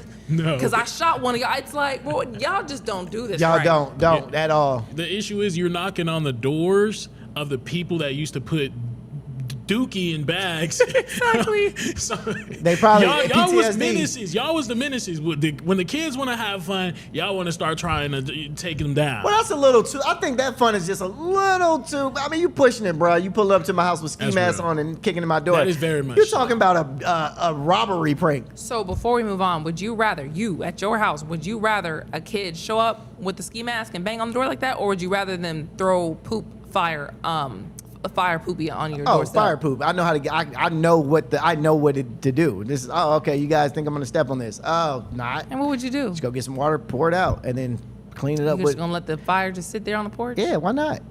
Just pour it out. All right. Yeah, I would rather them do that than try to kick my door in. Okay. You know what I'm I was saying? just checking. Yeah. Meanwhile, somebody's cousins, aunts, cousins, whoever was out here drunk driving a school bus allegedly. And this is Monroe County. I don't know if y'all ever been to Monroe. No. Bro, Monroe is in the boom knees, bro. You can tell by my man right here. Yeah, he in the boom. Which one of y'all let him drive? That's not a school bus driver. That is is the school bus driver, That's right? a black man? That's a black man. Well, who'd you think? What you mean? His you thought name it was is a white man. Well, he looks like what? He look now, y'all. We was talking blackface yesterday. He looks like he's in blackface. And if that's anything. just a black man. That's a black man. He just got, he's ambiguous. Ambiguous. Yeah, he's ambiguous. He don't look like a regular black man. Am I tripping right now? He looks a little mixed or something. That is a black man. That's a black man. That's straight hair, y'all. That's straight hair up top. I see some black naps men right there. Black men don't have beards like that. I don't know, but if he's from Monroe, he's probably black because Monroe County is like super black. Yeah. Regardless, he was the bus driver? He was a bus driver, and this happened at 7 in the morning.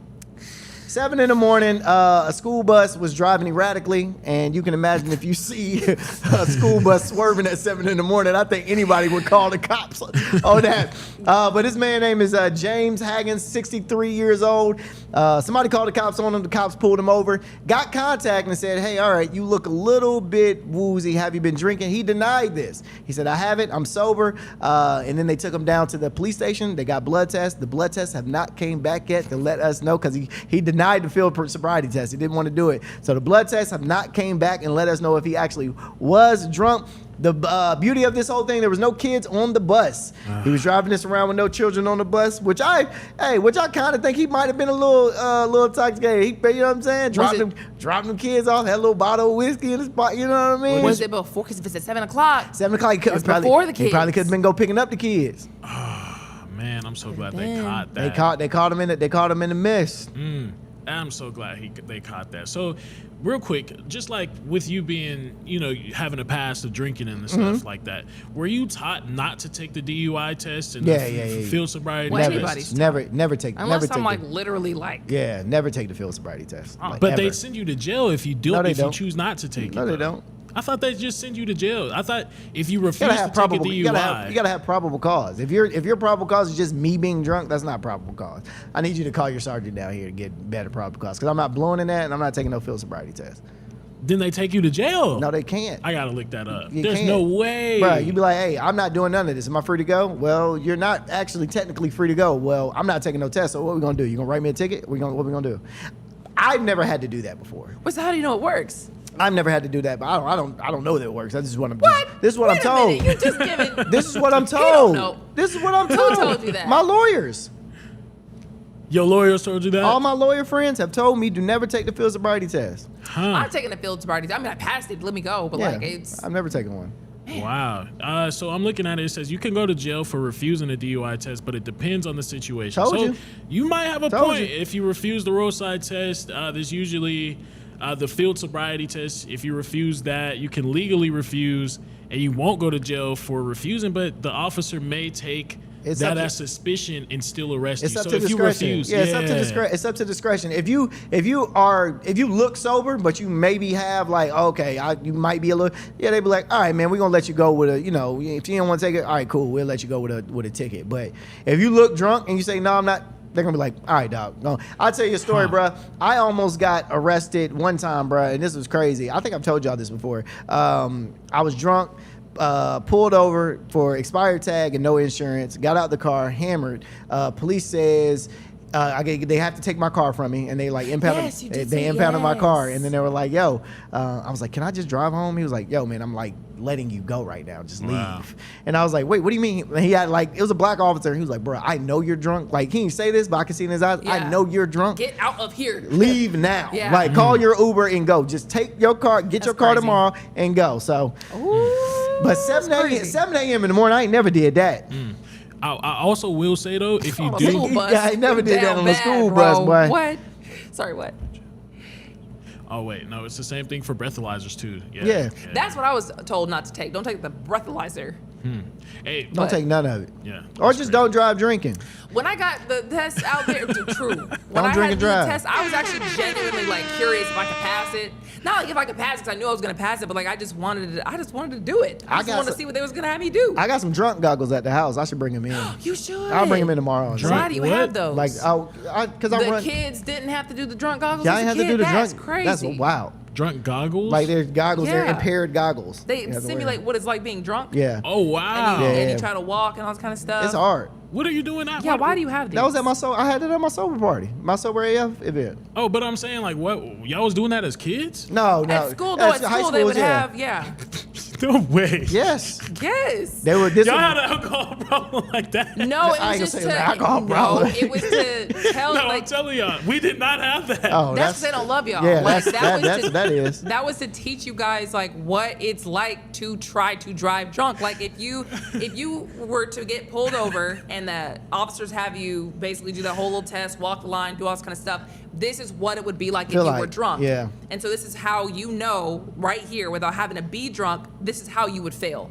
This is what it's going to be like. It's simulating being drunk. Yeah. They also did dramatization things where they Oh would my where they would God. have cars flipped over and all these kids would be out there laid out, blood Dead. on them, dead, all kinds of stuff. And your parents got to come and look, and all the kids come outside. It's a huge thing. It was actually kind of like very Trippy. traumatic. Yeah, It was. It was kind of traumatic because your parents had to be like crying and acting like you were dead, but they would ask you beforehand, "Hey, do you want to participate?" It was very. I never participated. They asked me didn't once, but I was like, "Nah, I'm good, bro." Yeah, y'all had a problem. I ain't gonna lie. Yo, they had to traumatize y'all to try and get y'all to stop doing Okay, stuff y'all's like that. generation have to do like active shooter drills. Yeah, so we're all okay, traumatized. yeah, we all right? all got- Hey, what happens if Pick someone your comes battles. to kill us all? Like, and we were saved. You guys are traumatized. You gotta be Facts, checkmate. brother. Okay, That's pick your hilarious, battles. bro. Pick your battles. Pick your poison. That's crazy, right? Literally, pick your poison. Y'all really better stop playing with the IRS though, because they will always come get you eventually. Exactly. Between 2018 and 2023, authorities say Akanda Rahim out of Atlanta and Abanyomo Elitu. God, you just be making up the name. No, that's right. That's his right name. You That's said fine. what now? Because I'm looking at it now. Abayome. I'm looking at like a Abayome. Kenad, Raheem, Abayome. and a Biomi. Y'all not about to play me. Ellie2. Anyway, they worked together to pull off this massive tax fraud scheme that was over $100 million. Yeah, we're talking about creating fake IRS accounts, stealing social security numbers from taxpayers and even accountants, and filing more than 300 tax returns. They just didn't file the returns, so they made sure the money came to them. Investigators say they pulled a change of address forms so IRS documents would be sent to locations they controlled. Once the refunds hit, the money was loaded on prepaid debit cards, broken down into smaller orders, and then spent. So I tried to, did I ever tell y'all my, I probably shouldn't say Your little this. tax fraud Go story? ahead, go ahead, You tell got me. all types of I crime ain't stories. hear no I tax should fraud tell this story, but you should broadcast Probably it. shouldn't tell this. I ever tell you about the time that I threw poop and set it on fire? I ever tell you about the time I I didn't- drunk drove? I ever tell you about the time that I committed tax fraud? I didn't commit dang. tax fraud. The wildest one was copper. You was stealing copper. Stealing copper? I didn't commit tax I Oh fraud. no, remember no, no! Oh, don't forget, you can't. You got naked when you got into a fight. I did. We Sure. can't even forget that. I We can't did. even forget that. I did. So it's just like woo, you got a story for everything. Just dude. like you got a What's job with for you? everything, okay? How about that? Okay, you're right. You're right. Okay, all right, for sure, for sure. Are you gonna tell us the story though? No, we're gonna keep this one a secret. I wonder if there's a statute of limitations or something like that. It wasn't something I did, but I Oh. just, I just probably shouldn't say it. You probably should. Yeah, it's probably it's wild. Sometimes the Lord comes in and says, son. There you go. There you go. Don't. Okay, so they want to renovate the Fulton County Jail because they don't know what to do with that because it's a disaster and it was at least at one point under investigation by the DOJ for how terrible it was. Apparently they're saying the renovation costs are going to be around $1.3 billion with a B dollars. That I don't know. I mean, I understand it's just, it's Fulton County. They had a lot of issues in the past and things like that. But I'm like hearing $1.3 billion spent on prisoners. I'm just like, I don't know if they need all that now. So they're saying $734 million is going to special purpose facilities. So that's like where they're thinking about putting like hospitals, things like that. $189 million is just going to go to Rice Street renovations just alone. And then $140 million is supposed to be going to accelerated housing and that's like new special purposes. Oh no, that's the special purpose facilities that will hold up to 800 inmates. So they're really trying to build this place up. Again, I'm just like, why? I don't get it. Like, these are prisoners at the end of the day. I know that they was living in some crazy circumstances, but like to up it up to that, like again, they just said that this was a $135 million increase on top of what they already approved. So it was already almost at almost $1 billion, but they just pushed it past that. See, you so inhumane. Said, let them live in filth. No, I don't want them to. That's all I heard. He said 1.5 billion. Oh man, that's a little too much to help prisoners. That is gross. So they said there's reports of broken infrastructure, poor ventilation and plumbing, and staffing shortages. It's outdated. So yes, I get it. But again, 100-some billion is crazy. Isn't that the one that flooded with the toilet problem or something like that? So 1 billion, sorry, not 100, but yeah, it is the same place. Yeah. So they're just putting money into it, and it's just like, yeah. Again, I get it. You know, they are human, but I'm sure they could have found some costs that they could cut somewhere. You know what you do? Y'all just take all the inmates and have them go fight the war. That's what I feel. And if they come back and survive, they get free. You fought for your country, you paid your debt, you're free. That's almost dystopian though. Yeah. It's a little dystopian. Okay. Now you gotta go to war. We have to go to break and we'll be right back.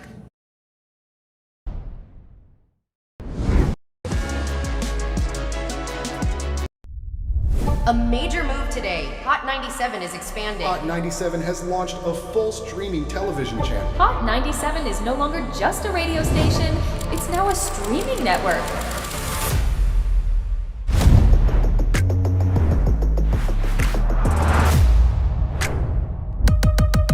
Welcome to Hot 97 News. Let's dive into the news because the news has been mute. What's going on, everybody? Welcome to the commercial break. We should like name this something. Oh, yeah, that'd be good. Be like the commercial break talks or something. No. Commercial break talks. I was just getting the ball rolling. Commercial break talk. Commercial break talk. All right. Welcome back to Commercial Break Talks with Lana Harris and Rondell with 2 N's and Million. Wow, you have a fantastic white male announcer voice. I know. That's interesting. Can you do that again? Because you sound like a YN every other day of the week. Well, I know how to code switch. Let me hear a little code switch. Hey guys, you want to. That's not it. Oh, you want to hear a code switch? Yeah. Okay. Hey, hi sir, can I have what do you want me to say? We're at I don't know, like a bank or something. Hey can guys, I have a bank thing? How are I can't do it anymore. Damn, I lost how to code switch. Oh, no. I used to be really good. You know how to do it. No, I think you just need a prompting. Like, I got to be around white people. Hello, to do sir. It. Can I have a check from my? I needed a new checkbook. I got to be around white people to do it. I guess it really just depends on like the type of white person we're talking about here. They don't talk like that. Because like a Starbucks white guy, millennial, 30 nobody talks years like no old, white dude talks like kind that. of talks like this. No, bro. Like they kind of put like a dip in when they're talking. No. Microaggressive, maybe? No white dude talks like that. Are you sure? We're in the office with a white man right now. He never talked like that. Well, Tommy, he talks like this. Tommy, he'll talk like this. Guys, yeah. That's not how Tommy sounds. That's not Tommy sounds. That's not Tommy sounds at all. Tommy does talk like this. Tommy's just catching all these strays. So I have some new ideas, guys. Hold on. Wait a minute. How does Will sound? Yeah. How does Will sound? Good luck. That's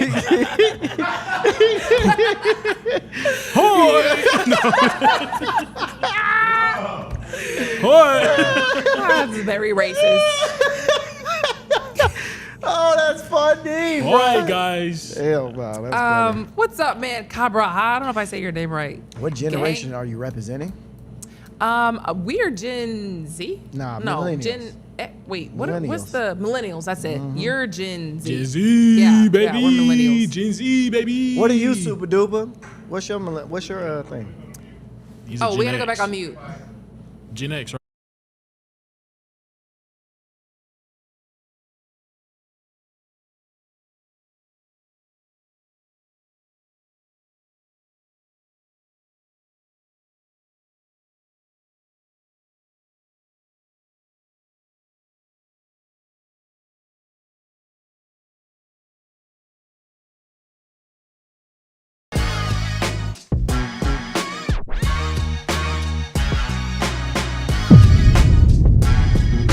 Alrighty, everybody, welcome back to Hot 97 News Atlanta. Lawmakers are trying to figure out how the people are gonna vote in the midterms. Yeah, so the more I, get into the news and I'm looking into like these lawmakers, I be thinking to myself like, bruh, these guys aren't the brightest. Like, do they know what they're doing? Do they know what they're doing? And it's like, I want to respect them because I know they have to go to prestigious schools. Some of them are not even going to prestigious schools, but they have to, they're a lawmaker. So you think that they're making the best choices. I'll say that, or at least have it fully thought out. At least have the thoughts fully thought out. Okay, so right now, what's going on? I'm still trying to break it down completely because they really messed this one up. So back in 2024, lawmakers passed a bill that would make it illegal for counties to use QR codes to count votes in Georgia. This is back in 2024. You know, the machines that you use when you vote, it prints out a QR code and then you go and scan it. Y'all voted, right? So you see that QR code, they'll scan it and then they'll say that's your vote.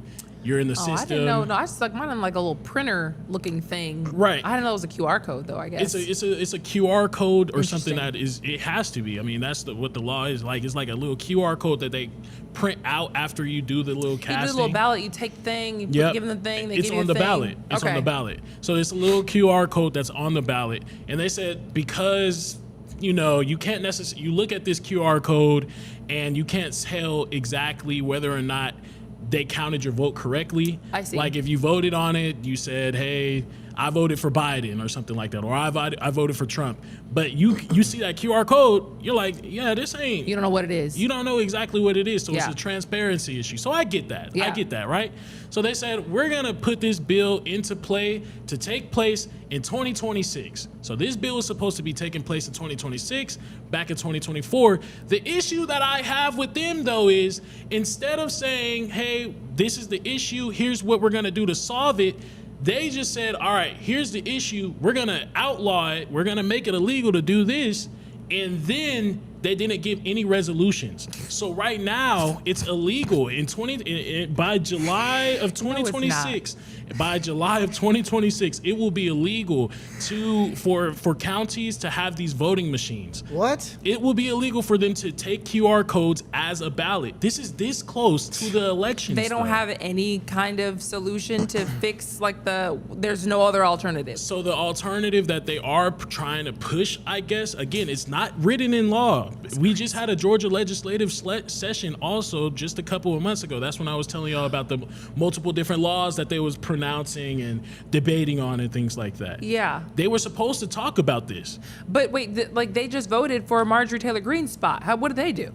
No, so again, this law is supposed to take place in in July. Yeah. I see. Yeah, so it's supposed to be taking place in July. Man. So right now, it's like, okay, so they're trying to say that we'll just use paper ballots. But again, they didn't write that into law, so they actually have to figure out ways to actually make it so we use paper ballots.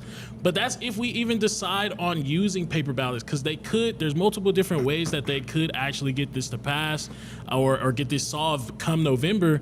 And one of them will be have a judge say something, hey, we're just gonna keep the machines there.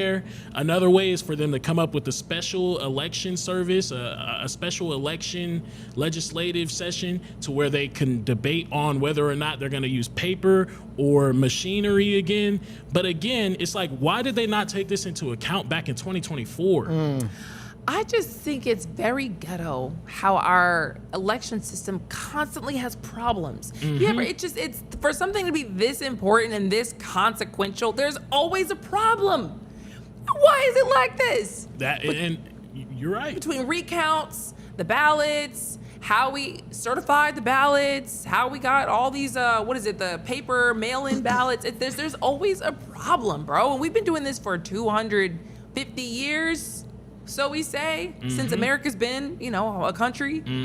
At least. It's sick. And I don't get this, man. Yeah, we ain't got it right yet. We ain't got it right yet. It's crazy. So we're trying to figure out, right, how we're going to get this solved by November. So that's what they're trying to figure out right now. Because if we do switch to paper, again, there's machinery that's in these counties, in everybody's voting booths in the counties, because that's what we was using.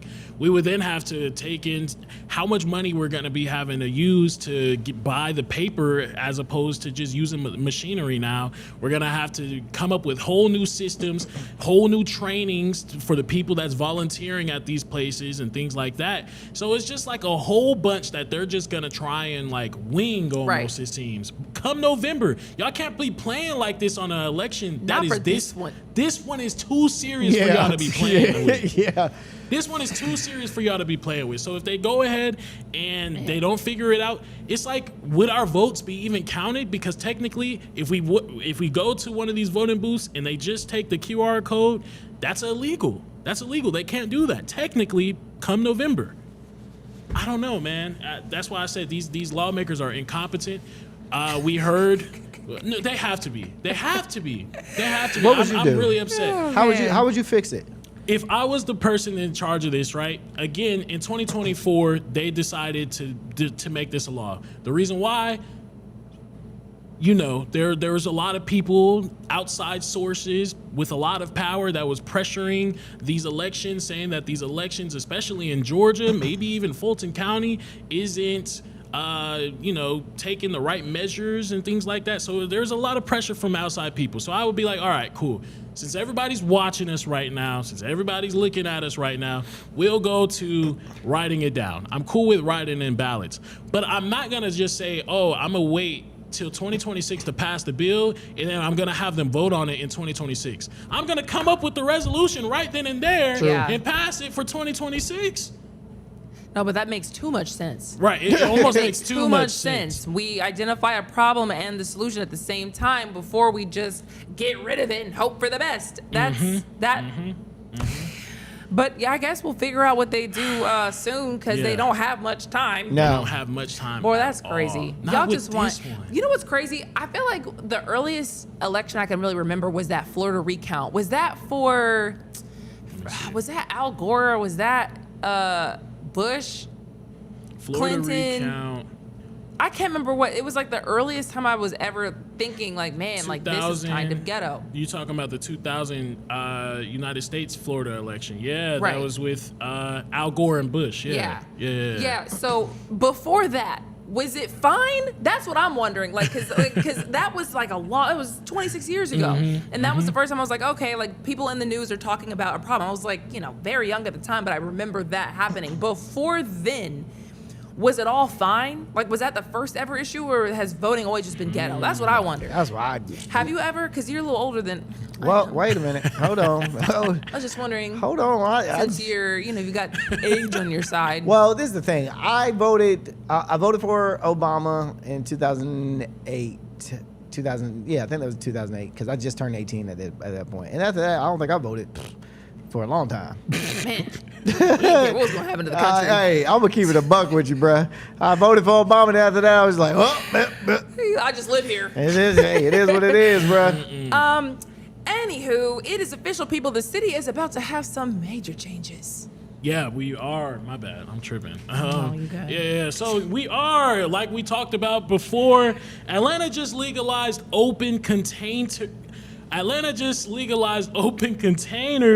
but only in certain areas in Atlanta. So this went into effect April 15th, which was yesterday. which was yesterday. They voted on it around March, and they said it's going to happen in April 15th. That was yesterday. So technically speaking, in these certain areas, you could just be walking around with an open container. The areas include parts of 5 Points near that MARTA station, underground Atlanta, Centennial Yards, a small couple of places away from a small ways from the Mercedes-Benz Stadium, like a couple miles out from the Mercedes-Benz Stadium, and right next to Georgia State. So this is all what they're considering as the South downtown area. So you hear Georgia State. This is right next to Georgia State. You having open containers. This is kids now. Oh, yeah. This is kids. Y'all been around this area. What do y'all see? Y'all see a lot of kids out there walking around. Sometimes they'll be wilding. And then you'll see homelessness. Yeah, it ain't gonna work. Yeah, it's not gonna work how they think it's gonna work. Centennial Yards, is that a thing? Yeah, I was just looking it up on my computer because I know they were building that. Is that done? I don't know. It's not done yet, There's but it no will. way. But it will be done. But here's the thing, y'all. This is. I don't think we are ready, and I say we, I mean in the city is ready for that because they have this in Alpharetta. Like there's open container in Alpharetta. You can walk around. We know. I'm just letting people know. You know what I mean? But in Atlanta, I don't think they're ready yet for open container. People are already reckless as it is when it comes to not being able to hold their liquor and this, that, and the third. Now we just drink freely. Well, we got company, so it's either like you gonna they get used ready. To that. Yeah, they used to that over where they from. It's like you gonna get ready or you gonna be lame. Because there are some people that was arguing, a lot of the supporters of this was arguing that it's good for business. It'll bring life back to downtown because it is kind of dead around that area, especially like they really don't have a nightlife for real around that area. But I thought that's what Centennial Yards was supposed to be. That's what Centennial Yards is going to be. That's what it's there for. When they finish it, like is it? They only got a month left. They got like a hotel over there, right? Like y'all, it was supposed to be done for these events. Yeah, they got a month left.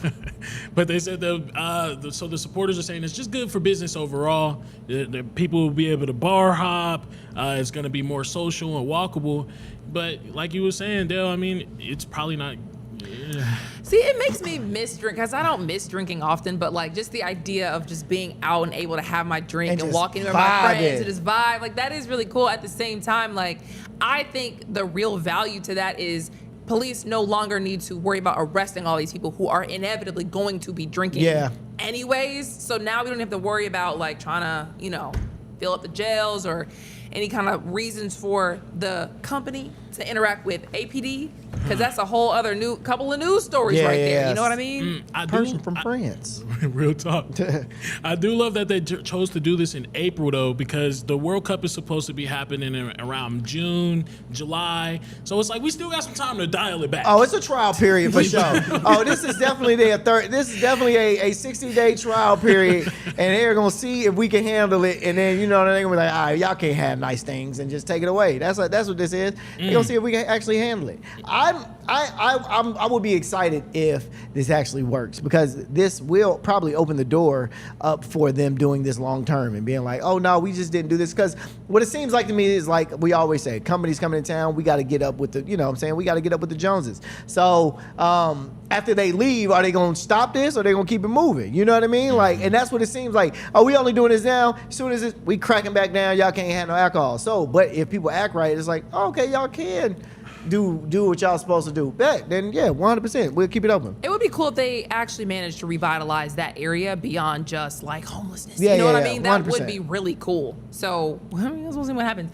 In the meantime, Atlanta still has the #1 airport in the world, people. Yes, we do. So we was beefing with O'Hare Chicago. over up in Chicago at one point in time. As a matter of fact, before this list came out, they had basically been reporting that they're still considered the #1 airport in America. But this list is from officials, the AVA, I believe. They actually came out with a list of the #1 airport, and guess who is #1? Amen to that. Atlanta Hartsfield Jackson is #1 in America. I don't get no soundtrack. I don't get nothing for that. Dang. I guess I can feel you on it. I wanted it. I guess people were kind of tired of it because it's like traffic is it's a mess over there. I mean, a lot of people is always over there, things like that. The only problem with the airport is the times where you get in that line before you can even drive up to the airport. Oh, yeah. Where it's like backed up and both sides now. And I don't say both sides, you know, because if you know, but like the cars will be so backed up. And if you're on the bus from the parking lot, like the bus can't move, you can't hop out, like you just get stuck. That's the only problem that you have at the airport. Otherwise, it is smooth sailing in there. So if y'all look at the list, where is Chicago at? I don't know. I can't see that far. Chicago is way at the bottom at Hold on. number 6. Hold on. Chicago got Atlanta's a good airport is better than Dubai. Yes. Oh, Let this me is look the up world. Dubai. Let me oh, look I at forgot. Dubai. I'm sorry. I've been saying America. This is the world. This is the total number of passengers. Oh. though. But that's what they're basing it on. Oh, I thought you meant by like just the what's best. better. Yeah. Whoa, I was like, whoa, I'm sorry. Yeah, not the best, Just but the the most number pass- of passengers, Oh, yeah, the for sure. busiest Oh, yeah, airport. for sure. Yeah. I would definitely probably agree that Atlanta. We get so many people come through here. I would have probably put that in JFK. Maybe JFK, yeah. like higher, because that's how you get to Europe. So True. I don't see how Atlanta is always just number one. That's pretty crazy, actually, when you think about it. But it was O'Hare that's been saying that, y'all are looking at the people, but we're looking at the flights. They think that they have the most flights, and that's what should actually count. But unfortunately, no. It's the people that count. It's the people. Okay. So we got what's the number of people that we have? Can you go back to it? I didn't see that. At the same time, I don't even know how. Like, why does it? Who cares? 100,000. You know, they come out these lists, and I'm like, 100,000? 100,000. Oh, 106 million. 106 million. I was about to say 100,000. That's not even.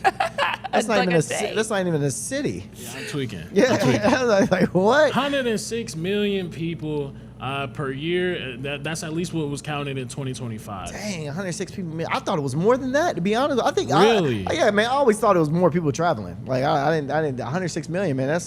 I didn't think it was. I thought it was way more. That was way more than that. But to be fair, O'Hare does still kind of technically have more flights going out of their airport. But there was another study that actually came out and said that O'Hare is, not O'Hare, Atlanta. Will, can you go to the other one? is this the Atlanta's airport landed on another list? Yes. Yes. Not you trying to figure out the news on the news. No, because this is the least stressful. There we go. We're also not the least. So the number one most stressful airport is O'Hare. That's what I was trying to get at. Okay. There we go. I blanked out for a second. The number one most stressful airport is O'Hare. They are extremely stressful. They have frequent delays, high parking costs, and one of the longest journeys into the city. Just trying to get to the airport in general. So have y'all ever been through the Chicago O'Hare station Once. at all? I can't remember what it was like, actually. Not memorable? So, Yeah, exactly. well, I will say, because like there are some airports that have cool features in them, and Atlanta is one of them. Like Atlanta, if you don't get on the plane train and you just walk and do the little either walk or do the moving sidewalk, some of them in that downstairs little basement area, it is really cool. Stuff all on the ceilings. It's dope. Artwork Yeah. or like light little things, and then there's a whole which terminal is that? E? It's one like I'm almost never in. It's not D where Spirit goes out of, but You know, we because don't I've go never over really, there. yeah, Yeah, I we don't don't really go over there. traverse Yeah. over there. Why y'all doing that like that? But I My was bad, just I'm just trying saying. to like map out the airport in my head. Yeah, my There bad. is another one though that has like a bunch of art installations. Have you seen that? Which another I airport? think it's E. No, it's here in Atlanta. In I think Atlanta, it's course E. I've like had like way too much time and like just stopped at everyone. Me too. They're dope. They got one that's like a rainforest, and you walk through and they make like rain sounds. And No it's like, way. Yeah, it's beautiful. Are you talking about the under area? Yeah. Oh, I was talking about the actual terminal E. Oh You been to no. Terminal E? I've never been to Terminal E. Yeah. I've been to Like I don't know why. I've been to A, B, D, and C, And F. and F. Never been to E. E is like what's even there? I've never been to I E. wonder if that's where like the rich people go. Yeah, but yeah, they got it. They got it. Because I've never had one Never- out of E. never had a- What y'all got going on? never at had a E? flight out of E. Has anybody in here ever had a flight out of Terminal E? You have? Will? You go to Mexico, but I've been to Mexico from here. Yes, I have, and I was not out of E. Actually. Really? I think it was out of F. International. So the terminals don't look the same? Nah. E is also international? Nah, dog. The terminals don't look the same. Did you just ask thought, it? Yes, No. I thought because I only go to one terminal. Yeah, nah. There's some. So I swear to God, I've only seen one terminal, and I know exactly where to go. I know exactly how to get there. I don't need no maps, nothing. Brother. So like, it's like I don't look at anybody else's terminal. I didn't know y'all was like kicking it like that. Bro, I used to bar hop in the airport. You never been to What? Yeah, bro. I used to get to the airport like 3 hours early and bar hop and literally go from terminal to terminal. But they have like a little. There's like a Chinese food spot that they have at the Spirit Terminal. That was really good. They got that in Popeyes. Yeah, huh? that's all y'all got, right? Chinese food and Popeyes. They so racist. God, Boy, that's dang, crazy. that's wild. They said we'll put Spirit and Frontier here, and then we'll put a Chinese spot and a Popeyes. You know what's crazy? Y'all really don't Boy. have any nice restaurants Not over at all. on D. But I now was that I think shocked about when it, I went to that D. is so ghetto of It's them to very do that. ghetto. That's so ghetto. That's almost like living in the hood where they don't put any nice restaurants and it's only fast food. That's messed up. They really doing y'all dirty. Y'all need to talk to them about that. And I'm upset because I'm like indoctrinized almost because I'm sitting here like, yo, y'all got it nice. Y'all like y'all living it up at other terminals. Yeah, we got nice stuff. Restaurant, piano bars. Shoot, one of the terminals got like Louis Vuitton, all kinds of stuff. They got a whole like little like high end There is not section. Louis Vuitton There's a in whole the airport. there's a whole right? there's a whole high end section. Yeah, there's like even in the F terminal, there's like a duty free store. Bruh. And there's like some Starbucks. Yeah, there's bruh. like You never been an to these, Italian really? restaurant. Bro, there's a Starbucks in the. There's multiple Starbucks in the airport. No. I think I've seen a Starbucks, but like There's a Maggiano's in the airport, bro. Oh, I didn't know that. In one of the terminals. Yeah, it's brand new. The Italian part, there's an Echo Italian spot. Oh, in yeah, F, yeah, in yeah. F, there's like a varsity. There's so many food courts. Bro, you gotta There's go. a food, bro. There's like a legit food court in the center of one of the terminals. There's like It's a either big old B or bar. C. It's like a big old bar in the center, and the food court is huge. Yeah. That junk jumping too. there's a food Bro, I court. used to go bar hopping in there. I love the airport. That's crazy. So you used to just go to just kick it and chill. Yeah, 3 hours, man. I go get a drink over here, maybe slide to B, go get a drink over there, slide back to A, slide to C. Bro, I ain't got nothing but time to waste. You know, there is in the F terminal, and I hate talking about the F terminal because I don't want it to get too packed. But if you go over there, there is, you know how Delta has a lounge just for Delta people? Yeah. There's a lounge in F that is general. Anybody can go in there. And the last time I went, it was like $35. It was like unlimited alcohol, but back when I used to drink, they had some snacks in there. Word? It was a whole lounge. You could just like I'm finna slide floor to to F ceiling now. windows, like a lot of different like seating areas and stuff. If you had like a flight to wait for, you could just wait right there. $35 is not that expensive to go in a lounge. It's a lounge, it's huge, and like you don't have to just be in the population waiting for your flight. You're just like cornered away. It's basically like the Delta Lounge, but anybody can be in it. I like that. Bro, What? money. Y'all living it up like that? Yeah. Dang. I hate to break it to you. Well, maybe that's why we're the least. We're like number 6 in the least stressful. Look, can you go back to it, Will? My bad. So yeah, before I botched it, this is the least stressful list of airports in America. And we got number 7 actually. We got number 7. So they took into account multiple different things, like how much it is to park there. $30. We was actually kind of on like a lower end. O'Hare was like at $40 something to park. $40 something dollars to park. We also took into account driving. We kind of got beat out with that. But yeah, you know, Atlanta, I didn't think it was, I go to the Spirit Terminal and it's just like vibes. It's chill. I mean, it's quiet. Yo, it's I not bet it's long. I bet it's It's vibes. very Small small. too. I didn't know, like, this is really why we're number 6, which I was talking about. We Yeah. have lounges Yo, and bro, all types oh of my things. God, It's a huge. vibe in the airport, It's a bro. whole new world That's for why you. when people are always talking trash about Atlanta Airport, oh man, I can't navigate. No, I can't do this. I'm like, bro, first of all, our airport is like one of the easiest to navigate, bro. Literally signs above each other. Everywhere. I mean, like literally. And bro, and then when you get in, it's nothing. It's like the most comfortable time to hang out. It's like a mall almost, where you just That's have literally so what many, it is. It's a yeah. mall, It's bro. a mall. It's a mall because you Yeah. can shop in that thing, bro. Yeah. You could actually kick it. Go to the airport. Next time you go to the airport, bro, get there like 3-4 hours early and just go hang out. Wow. Force crazy. Floor is crazy. Get there about 3. Like 3, yeah. Yeah, get about 3 hours early and just go hang out because that 3 gonna fly by. Once And you it hit all will the take time. you a long time to get back to where you need to be if you're on the other side of the airport. Yeah, for just sure. get about 3 hours, bro, and just hang. A Louis V store. Yeah, yeah. Meanwhile, a Metro Atlanta business has an idea of where y'all can put these data centers. Yeah, so the business is called Atomic 6. They're trying to put the data centers up in space, actually. Oh. Yeah, so the pros to that, I had to look up what the pros and cons was to doing this. So the pros, at least, the whole reason why they're thinking about doing this is because it's constant solar power out in space. Okay. They'll be able to actually not, need as many resources and energy and bring up people's bills by putting them down here on Earth. They're thinking about taking them up to space, and they'll be able to use the energy up from space, from solar power, instead of doing that. They also are saying that it's easier to cool because of how cold it is up in space, because that also takes a lot of energy and a lot of water and a lot of resources from Earth with these huge data centers that they have. Some reports say they're like football fields long, but they also say it's just overall just a less strain on Earth, Now that sounds good, but the cons of doing this is it's extremely expensive. It hasn't been done before. In order for them to do this, it's millions, almost billions of dollars for them to do something like that. They say that it's a speed thing also, because it's going up into space. It's going to take a lot of time to actually make it happen. And then they're also saying it's just space risks overall. There's collisions that they could be facing because there's a lot of debris up there. So they could if they do put a data center up there, true, they could collide with space rocks, not rocks, debris, meteors or whatever. Yeah, I mean anything really. But it's a lot of debris up there in our ozone area. So shoot, the astronauts were up there dumping their pee out. Yeah, of the, you might get hit with some poo poo. Real talk.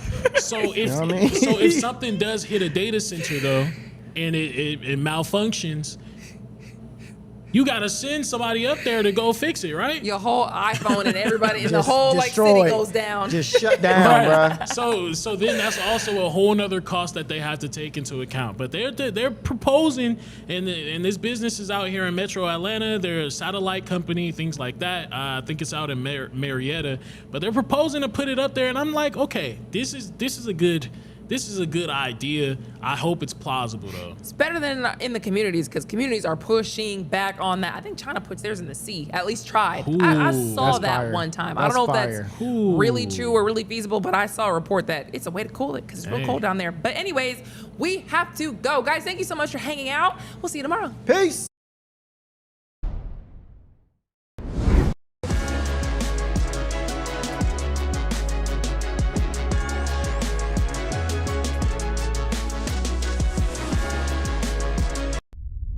A major move today. Hot 97 is expanding. Hot 97 has launched a full streaming television channel. Hot 97 is no longer just a radio station, it's now a streaming network.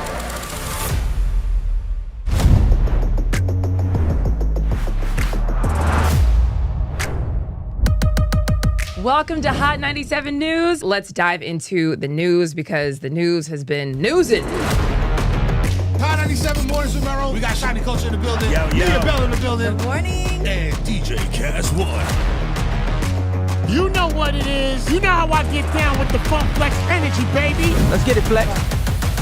Nobody don't want no smoke. Wow, it got spicy real fast. Here for it all. We're here for it all. Let's go. Mariah Carey takeover. The people made it happen. Yeah. I'm coming around to all the classrooms and we turning up. Good morning, students. My name is Wale. Aren't you supposed to be in class? Wale, where are you supposed to be? Oh, Wale, you supposed to be in class, man.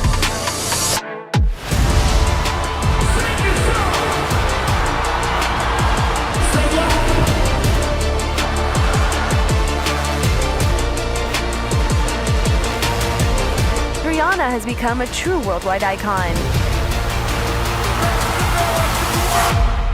Congratulations on the job. Hey. We listen to Hot 97 every day. We can't wait to hear you guys even more. Hey, let's go!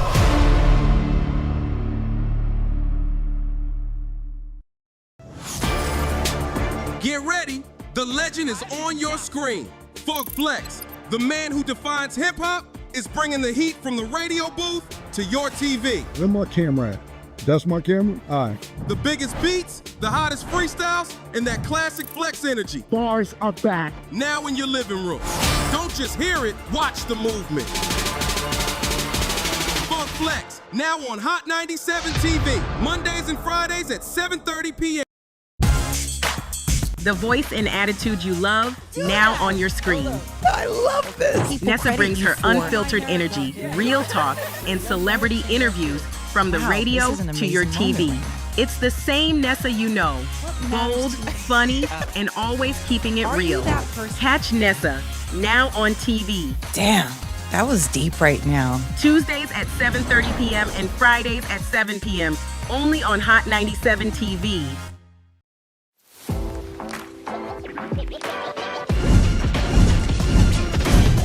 Welcome to Hot 97 News Atlanta. We're here with Rondell with 2 N's. What it do? Give it up to you. And Million. Hey, the fact that this is a reality. Brand new live news show. I'm your host, Lana Harris. There is so much going on in this country and in this world. Civil unrest. Nobody's going to trust that. Any of this sounds, like I said, it sounds good. Yeah. It does sound beneficial.